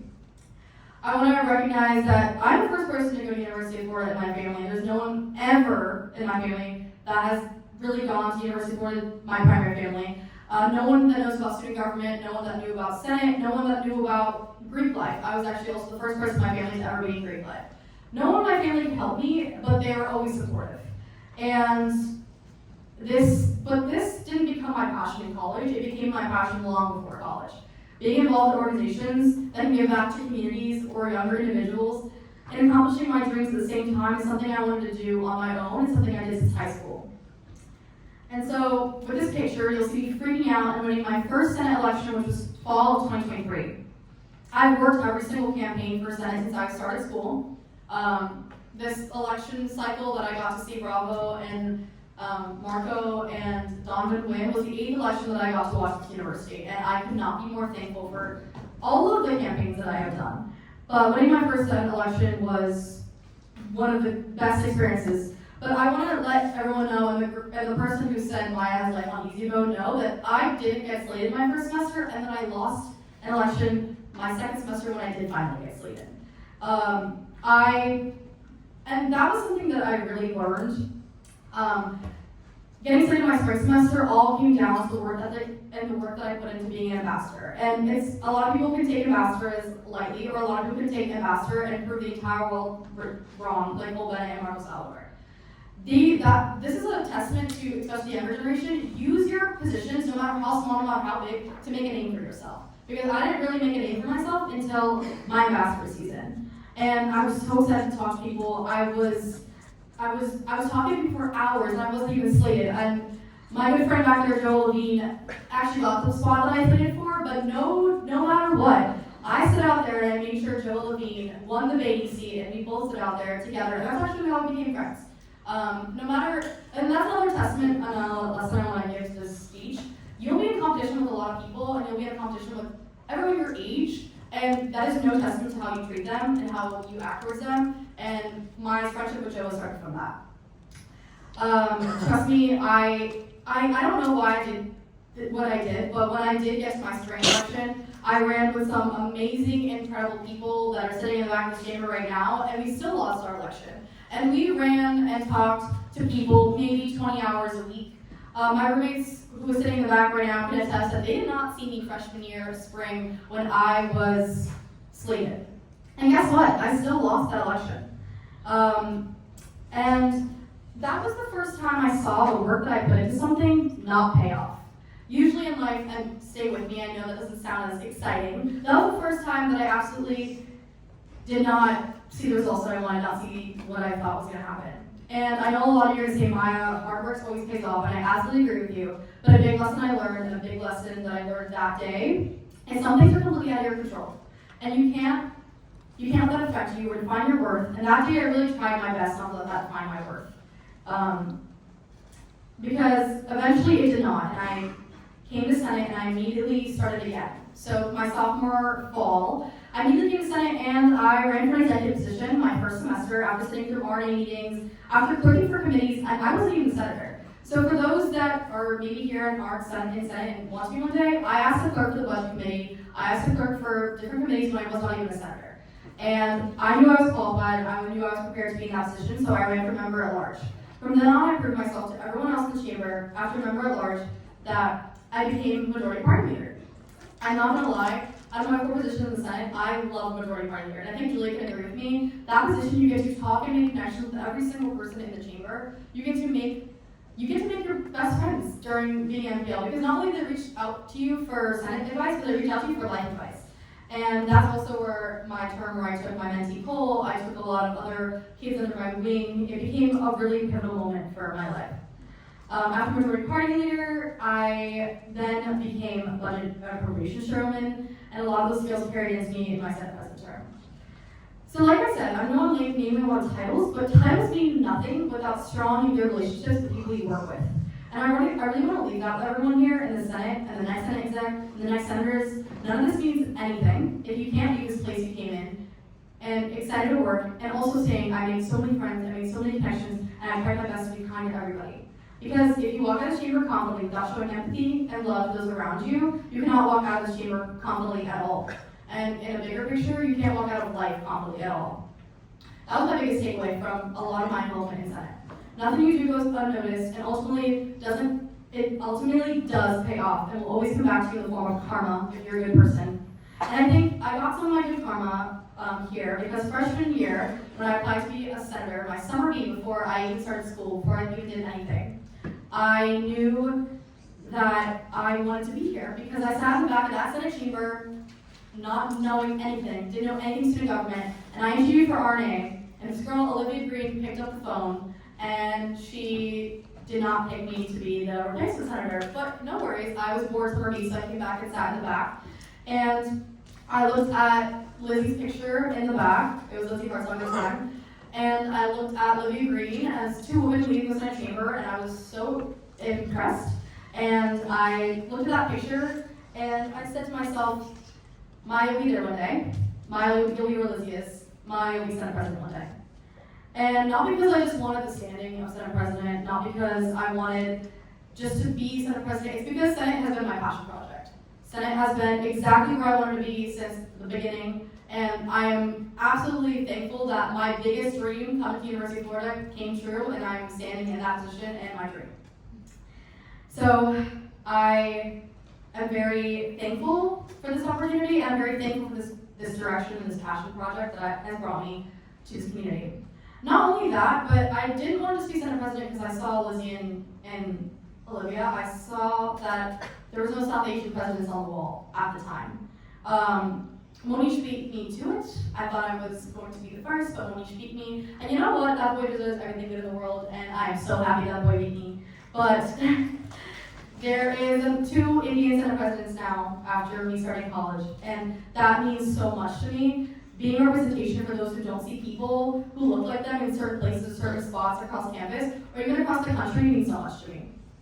I'll end this slide with the best message I received on Instagram DM from a younger girl who is brown, and she is in student government now. I'm not gonna name her name, but I'm very close to now, and she messaged me this, saying, "Hi Maya, I looked at your LinkedIn, and I'm impressed by your resume.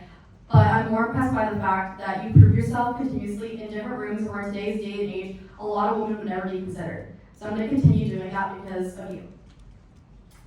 And that DM, that Instagram DM will never fall short with me, ever. All right, I'm going a little faster now. Okay, this was my past summer and one of the most rewarding summer I have been at the University of Florida, and I want to touch on it on that before I get later in my speech. But I learned about my passion doesn't just lie in government and policy. I really enjoyed learning about the budget. Learning about the budget cycle, learning about business overall, so much so solidified my minor in entrepreneurship and business. A lot of people know that being budgets truly showed me a side of, or a lot of people don't know, budgets truly showed me a side of my life that I never thought I would ever experience.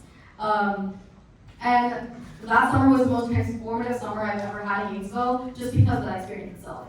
I got to get closer with some of my forever people in the summer Senate. I got to travel on the weekends to New York and Vegas, North Carolina, but I still had the best time ever with the people here. And I got to spend enough time with my committee that I now call them family.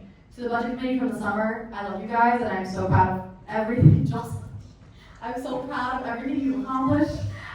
You are my family. I would be nowhere without you guys. And you have been a pleasure to work with.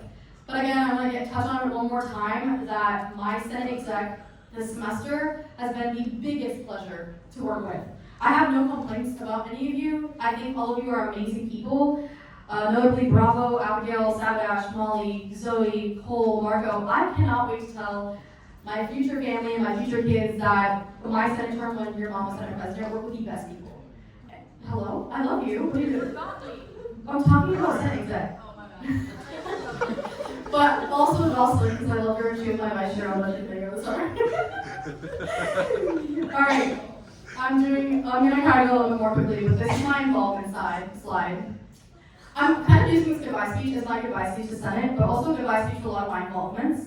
I'm graduating in 3 months, so this slide means a lot to me because I look back at my time and my accomplishments, and I think to myself, the hard work does pay off, guys. So I promise to this chamber and to myself that I will be prioritizing myself, prioritizing people I love, and prioritizing my ambitions and goals, and traveling the world after I graduate. Alright, now for the important part, and my favorite slide of them all. This is my everything. These are the people, and just the people, the place, the everything. I would be nothing without the people on this slide. None of my titles or any of my involvements matter without these people behind me. And I think y'all are ready for the shout-outs, no? Because there's a lot of them, right? Yeah. Don't worry, I know you guys are worried about time, but to be honest, I'm going to shout out all my people anyways. A little twist though, I don't think thank yous and explaining why they're amazing people is enough. So I'm going to talk about all the people in my shout-outs, but I'm going to talk about everything I've learned from every single person that has been in my involvement journey, or has been in my life so far, and I am going to start out with my mentors. All of them are on this live, and I know that. I don't know if Feinberg is watching right now, so I'm going to start out with him. I'll give you a little bit of backstory though. After I lost my election, my freshman spring, I applied to be a cabinet director. And I don't know if you guys know this, but if you're a cabinet director, you cannot be senator. It's exclusionary. And so I applied. I put in my application. I was like, Senate, it's not my thing. I lost the election. I put in everything I could, and I was not a senator. And I went to Noah's office. He was External Affairs Agency head, and I sat in the office and I said, Noah, I want to let you know that I am kind of deterring from the Senate route because he was pro temp before. I don't think I'm going to do it. I'm going to apply to cabinet. He saw my application. He goes, take your application back. Withdraw the cabinet application. And I was like, why? And he was like, you're going to end up on Senate exec one day. I can see it. I know it. Withdraw your cabinet application. So that night in the External Affairs office of this rights union, I withdrew my cabinet application and I reslated it later that fall. And that is where that's got me now. But I'm going to give you my lessons I learned from all these people. Noah, I learned from you that leadership is service and not status. And also, if you're going to do something, you better do it right. And I know he's smiling and cheesing behind the camera right now, but he's taught me that, and I know that's something I'll carry with me for a very long time. Sakis Demera, I learned that confidence can be quiet. That boy moves so silently, and he didn't even tell people when he got into med school, and there's a lot of people here, including Bravo, who was talking and to a testament to the fact that he works so well, and he does it so confidently, and he does it silently. And that's something that I admire about you, Sakis, and I'm so excited to see you kill it in med school one day. Olivia Green, I also think she's on this live stream. I learned, Liv taught me that not everyone claps when you win, but the right ones will always clap for you. And trust me, I would love to be just like Olivia one day, and so I take her advice very seriously, and that's something that she has basically told me and explained to me going through this. Bronson Alamond, I also think he's on the live stream, I'm not sure. Bronson taught me that being underestimated can be an advantage point. Bronson might be one of the smartest people I've ever met, and throughout his college career, he utilized his intelligence so well, and not a lot of people know his intelligence, and he is one of the smartest, most hardworking people I know. Nyla Pierre. Nyla taught me that humility grows, ego will ruin you, keep being humble. Being around people who stay grounded even when they succeed has reminded me, especially with Nyla, because she succeeds all the time. And I don't see Nyla talking about herself. I don't see Nyla doing that. And she has taught me that humility always keeps doors open. Alright, I might get emotional because I also think she's on this live stream. Jackie Phillips, my first Senate advisor. She actually called me before I got up here. She just wanted to wish me good luck and told me she loved me and told me that everything will be okay. And Jackie, you have done me so much grace and done so much for me as a senator and just a girl. Just you were the mom that I had here when my mom was back in Tampa. Jackie, you taught me that failure isn't embarrassing, stagnation is embarrassing. The people around me normalized taking risks and try again. Hearing the words, "I'm so proud of you, Maya," from Jackie Phillips, changed everything in my mind. Jackie has never, ever, Jackie has never, ever been and done anything but support me and make me, I'm like getting emotional. Jackie, I know you're watching, so this is, you're doing. You changed everything for me, and I cannot wait to also tell my kids about my advisor, Jackie Phillips, but I also can't wait to tell my kids about my advisor, Jerome Scott. Jerome, I can't thank you enough for everything. Jerome and Jackie both know when I'm not doing well somehow. They'll both come into my office, they'll both send me texts, they'll both call me, they both know. And Jerome, I want to know that the lesson I learned from you was your energy, and the energy you give to other people is always contagious. Because when you walk into my office, I'm immediately happier and I'm excited to talk to you. Being around positive, resilient people changes how I show up in every room and how you show up, so thank you, Jerome, for everything. I might cry. Bella Burger, I see you in the back. Guys, my roommates are my everything. I've been roommates with these girls since 7th. They're also all live stream. Oh my god, I'm on the live stream. Hi, Nicole. Everyone that I can give a testament to is my roommates. I have been best friends with Nicole since 2nd grade. I've been best friends with Bella since 6th, and I've been best friends with Krystal since 9th. And now we have lived with each other all 4 years in college. I couldn't do any of this without them. Actually, any of this without them. Bella Burger, you taught me that boundaries protect relationships, they don't ruin them. And that doesn't go for just my relationships, my friendships, that goes for romantic relationships, that goes for my student government relationships. She teaches me that it's okay to have that. It's okay to build those walls. Nicole Kale, you taught me that I don't owe access to everyone. And that was a hard lesson I learned because I try to people please as much as I can. And Nicole is one big person that told me that I don't have to be with that. Krystal, your loyalty is unwavering, and all 3 of their loyalty is unwavering, but Krystal, you truly emphasize loyalty. And all 3 of you, I've learned that loyalty is always proactive in our roommates, in our apartment. You defend me in rooms when I'm not there. You defend me with every honor, and you always talk highly of me. And I'm actually, aside my mom and my woman friends, could never do this without my roommates. Okay. Also, my Delta Gammas, Petra, Mar, Addie, Michelle, Ava, Elise, Morgan, all of you. It's just that the lesson I've learned with you guys is it's just powerful to be around people who don't envy your growth and will always support you, always cheer for you. And for those girls that are also in chapters, or for girls that are also having big girlfriend groups, it's so worth it.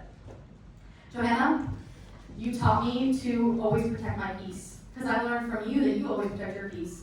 And Johanna always does things for herself, and she never ever feels bad about it, and that's something that I envy of her, because if I do something that I don't think benefits other people, I'll feel bad about it. But she's very good at being able to prioritize her peace and prioritize her health, and that's why she's not so far away. And she's also taught me that, and I've started to protect and prioritize my peace because of her. Phoenix Cupstone. You got ready real fast. Phoenix taught me that accountability builds trust faster than perfection does. Everything that boy does continuously proves that he's going to keep moving up, he's going to keep getting positioned, he's going to keep moving up in life because he does it well and he's always accountable. he will always be the person accountable in the room and he'll get it done. Cole Bennett. Cole Bennett, again, I will touch on this again, but I would not have been able to finish anything in Senate or do anything in Senate properly, or actually do life properly without Cole Bennett. And he taught me that not every battle deserves my energy. Cole taught me that he also is one that protects my peace. Johanna and Cole kind of work side by side, but they always give me good advice to make sure that I'm doing well myself and protecting myself. As Cole also knew, as soon as I walked in this chamber, that I was getting stressed about double meeting, and he gave me a hug. These people that I surround myself always protect my peace and continue to protect me. Jocelyn, you ready? Jocelyn, you taught me that friends who correct you privately care about you so much publicly. And you continuously show that to me every day. If I had a brutally honest little sister, it'd be you. And not only that, but no matter what, every room, you're always showing up for me. You're always there. You're always there to make me feel like I'm doing more than I am. And I love you for that. My cousin Ari is not here, but I wanted to tell she was going to be there or she's in the live stream, I'm not sure. But blood doesn't define family, it's the people, and the people who choose to clap when you win, maybe even louder than the claps that I give myself. Abby Whitaker, you taught me that the friends who check in on you privately care a lot. Abby has called me like countless times this semester, and we don't see each other often, but when you take your time to reach out to me, I really note that. And Abby, I don't know if you're watching, you're probably not, but thank you, I appreciate you checking in. Sarge Shaw. Sarge Shaw taught me that true friends remind you who you are when you forget who you are. Sarge recently called me this past week, or a couple weeks ago, I don't know. Sarge called me, and I did really forget some of my qualities in life until Sarge called me and reminded me of them. Sarge, I appreciate you, and I love you. Robbie, I also think you're on the live stream, because Robbie told me he was going to live stream, or at least Snapchat me. Robbie, you showed me that not everything in life is that serious, and I also really love having a University of Florida brother that rage baits me like my little brother, and that also goes for Sarge. They both are really good at rage baiting me, but you have shown me so much in my path of life. And Joel Levine, you have taught me a lot in 4 years, but something you taught me is following your passion project is always the right path, and when you do so, you walk into every path and every door with kindness, because you did. And I'll give context for that. Joa was a senator with me in the beginning, but Joa realized that his path was a different path and he had different interests and passions. So when he did leave Senate, he did follow his passions correctly, and he did so by being kind to everybody. He walked into every door kindly, and he has never, I don't think I've ever heard him say anything bad about people or be cruel to someone. Maybe he has, I don't know, but I think you are a wonderful person. Abigail Melman, you taught me sometimes people just need someone to believe in them to keep them going. And Abigail was the person who believed in me my entire second term that kept me going and made sure that I was on my 2 feet at all times. Matthew Bravo, you taught me that you can be ambitious, but you always need to walk with grace and kindness. And that is truly emphasized with you here. I've seen that boy win student body president and then tell people to stop clapping for him when he won student body president. The grace and kindness you show everybody and humility you show everybody is actually so impressive. And the kindness you showed me through everything is actually something that I truly will forever remember. Marco Salvador, you taught me that support isn't always loud, it's sometimes just presence. And this goes because Marco is always in my office. Marco is always a presenting figure in my life. His presence is always there, and it makes me feel better all the time. Jade Gonzalez, I learned from you that confidence comes from surviving what you thought you couldn't. During my rights class, I learned a lot about Jade during her Pechakucha, and everything she's gone through, she still shows up in every door with a smile, and she's very sweet. To me, all right, Christian Dubron, lesson I learned from you is every time you people please, you lose a part of your true self. That just goes for Christian's true character. Victoria Tiesi, you taught me that being around optimistic people can change your outlook about everything. And just being around you changes my outlook about everything, especially when you're smiling and sitting next to me in class or just being always optimistic. Drew Lansaw, this kid, bro. You taught me that you learn who someone is by how they treat people who can't help them. Drew Lansaw is the least transactional person I may have ever met. He will make friends with anyone and everyone just to be kind to others. He will never do it for a transactional reason, and he is a wonderful boy. Julian, so I cannot wait to see you do big things. Blake Cox, you taught me, especially with her many office visits, not everything requires an explanation, you need to be confident in yourself. Blake always tells me, make your decision and stand firm by it, Ma. You don't have to explain yourself every single time. Julia Cipher, you taught me a very big lesson, and it's my lesson that you taught me. It's powerful to be around people who don't envy your growth. This girl has been in every room with me and has been around me for everything, and we've applied the same things, but she has always been my cheerleader, and I will always be her cheerleader. And so I thank you for that, always. AJ Amster, you taught me that character determines the quality of your relationships.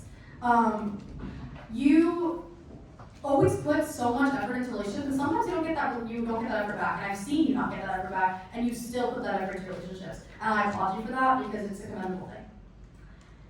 Monish Vidyaravin, I saved the best for last because he's watching a live stream and he's been texting me all day and hyping me up. And I appreciate him. And also because he was my Senate President legacy, and I want him to be very happy hearing this. Monish, you taught me loyalty means protecting someone's reputation when they're not in the room, but loyalty also means celebrating people even when you're struggling yourself.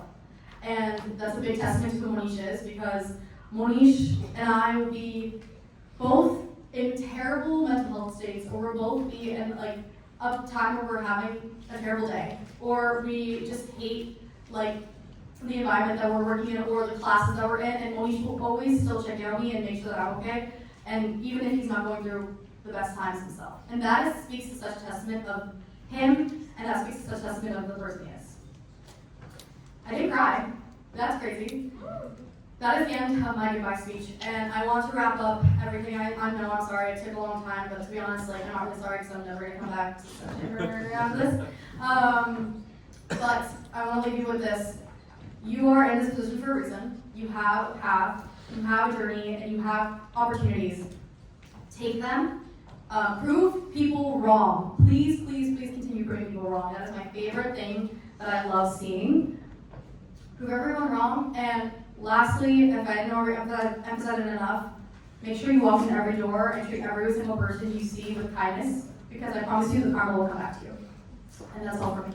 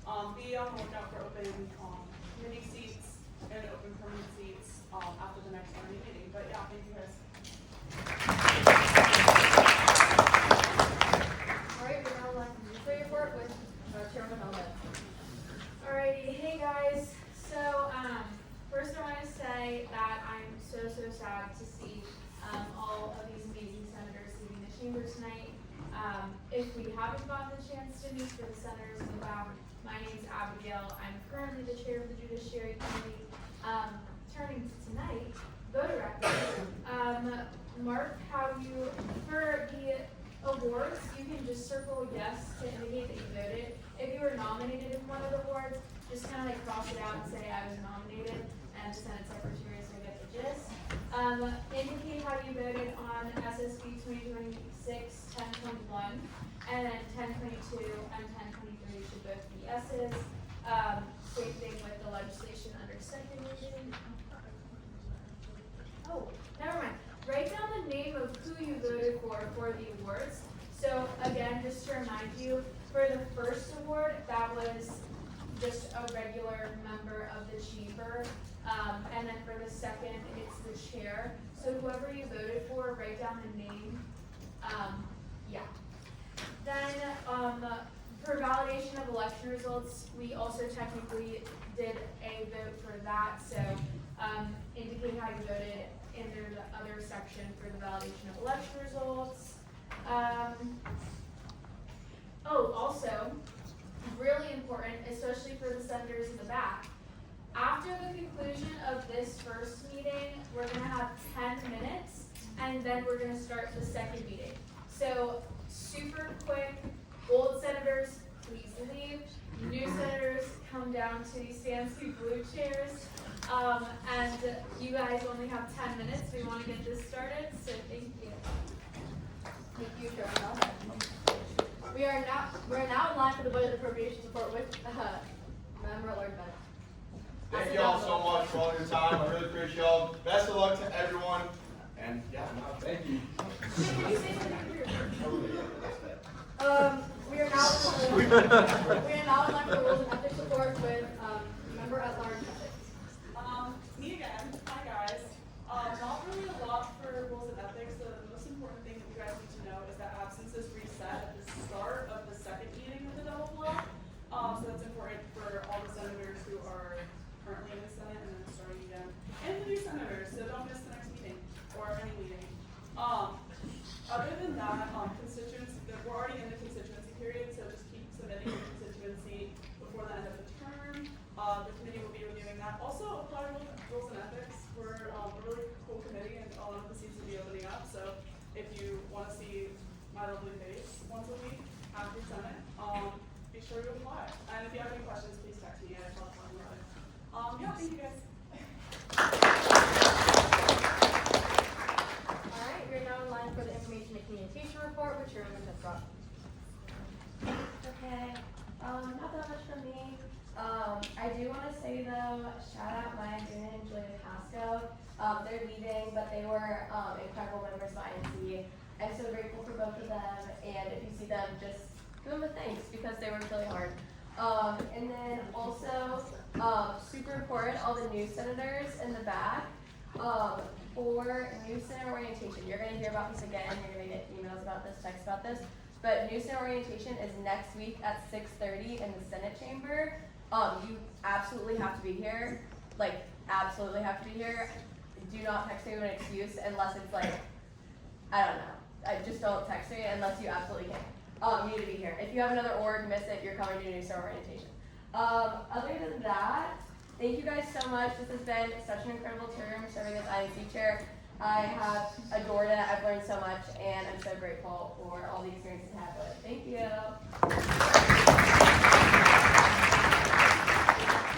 Thank you so much. We are now in line for the ad hoc report with the mental health ad hoc. Nothing for me, but I just want to say thank you to my co-chair, Nick, for awesome working with you and everyone on the committee. You guys have been great. And also thank you to Maya for reseating the committee and making me and Nick chairs and working with them to be so helpful. I really appreciate everything. Of course. We are now in line for announcements, and then we have an announcement from Senator Yachwick. And presentation. Real quick. Oh wait, that's better. Yes, that works.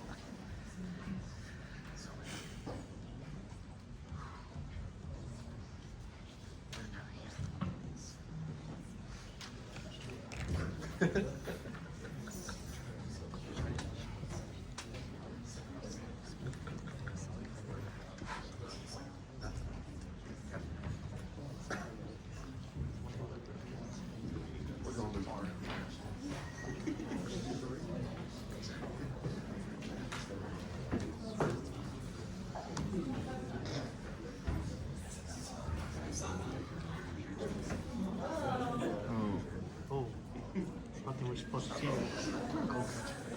What? I don't think we were supposed to see it. Yeah, that's nice.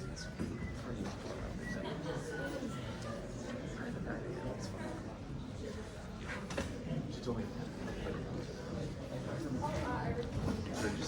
Why? We'll be right back. I need to.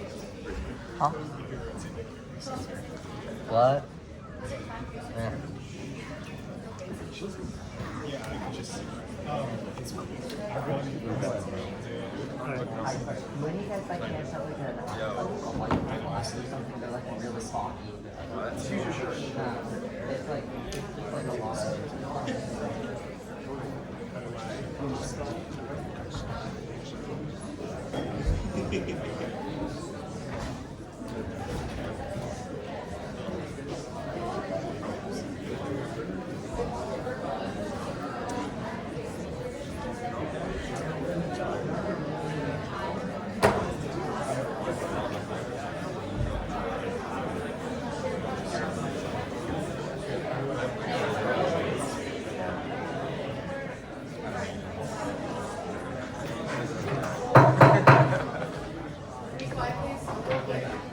Good evening, Senators.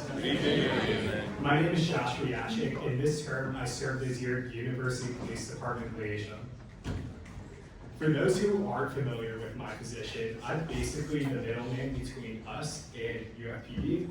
This includes meetings with UFPD, reporting back to the Senate on the activities of UFPD, which I'm doing right now. For some context, traffic safety has been an ongoing problem at the University of Florida. Last spring, I founded and chaired the Campus Mobility and Safety Ad Hoc Committee to advocate for pedestrian traffic safety. There were 6 senators on the committee, including Zoe Matchik, Julia Pascoe, Lexi Jacobson, Andrew Larsen, and Burton Quick. We focused on advocating for infrastructure improvements around campus and had meetings with UFPD, TAPS, Department of Planning, and other people in state government, such as Nightlife Navigators, our standby president, and an executive secretary of campus safety. Last fall, UFPD asked us to join them on a safety walk around campus and reported the findings back to interim president Dr. Blanchard. Today, I will be talking mostly about the results of that walk, many of which came from things that people in city government pointed out. Recently, this walk was also repeated by UFPD and city officials. Now, on to the updates. I'm super excited to announce that a speed calming device on Hull Road has received funding. This is an initiative that was started in Senate last year and was put into legislation to advocate for its implementation. The speed calming device looks like it will consist of a raised crosswalk where there currently is a crosswalk between Southwest Recreational Center and the parking lot across the street, and speed bumps on either side. We have administration and TAPS working on it. It still needs to get final approvals, but I'm pretty confident this will happen. Next, there are 4 blue light phones that will be updated. The first one is in front of Norman Tunnel, which has already been updated with cameras and lights. The next one is outside of Delta Gamma, which is going to be upgraded with a speaker and a camera not facing into the house. The blue light between 5U and Alpha Delta Pi will be updated. Finally, the blue light outside of Sigma Kappa will undergo a complete remodelization. Currently, it's just a concrete pillar. It's the one to the right over there. The one on the left is what a blue light should look like. So lighting and visibility are currently being worked on all throughout campus. A lot of vegetation in the middle of Sorority Row has been cleared to increase visibility and safety, and tree trimming is also occurring. We got some before and after pictures. This is before. This was, I believe, the amazing camera work of Captain Henderson, and here's the after. Big changes. In Garage 8, the garage right outside of Sorority Row, 23 cameras have been added to improve safety. Previously, there were none. And then a team from city government, including Vice President Jay Gonzalez, Senators Lexi Jacobson, Executive Secretary Emily Mikowski, and Senator Jonah Ferber, and myself have been currently working on safety improvements and combating hate speech in the Norman Tunnel.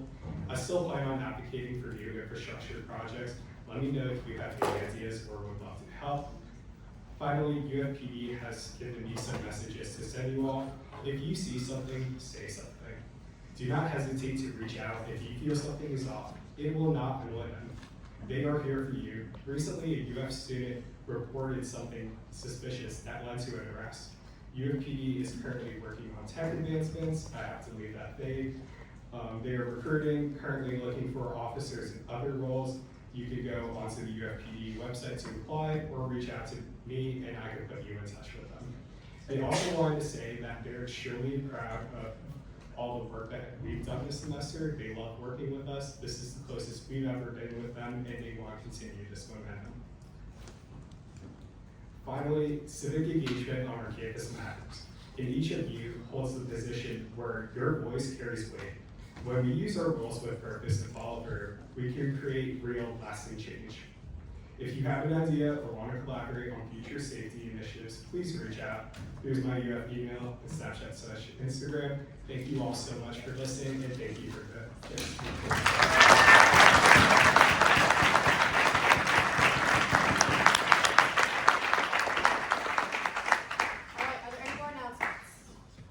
Do I hear a motion to use voter record as follows? Roll call. So moved by the consent. Are there any objections? All right.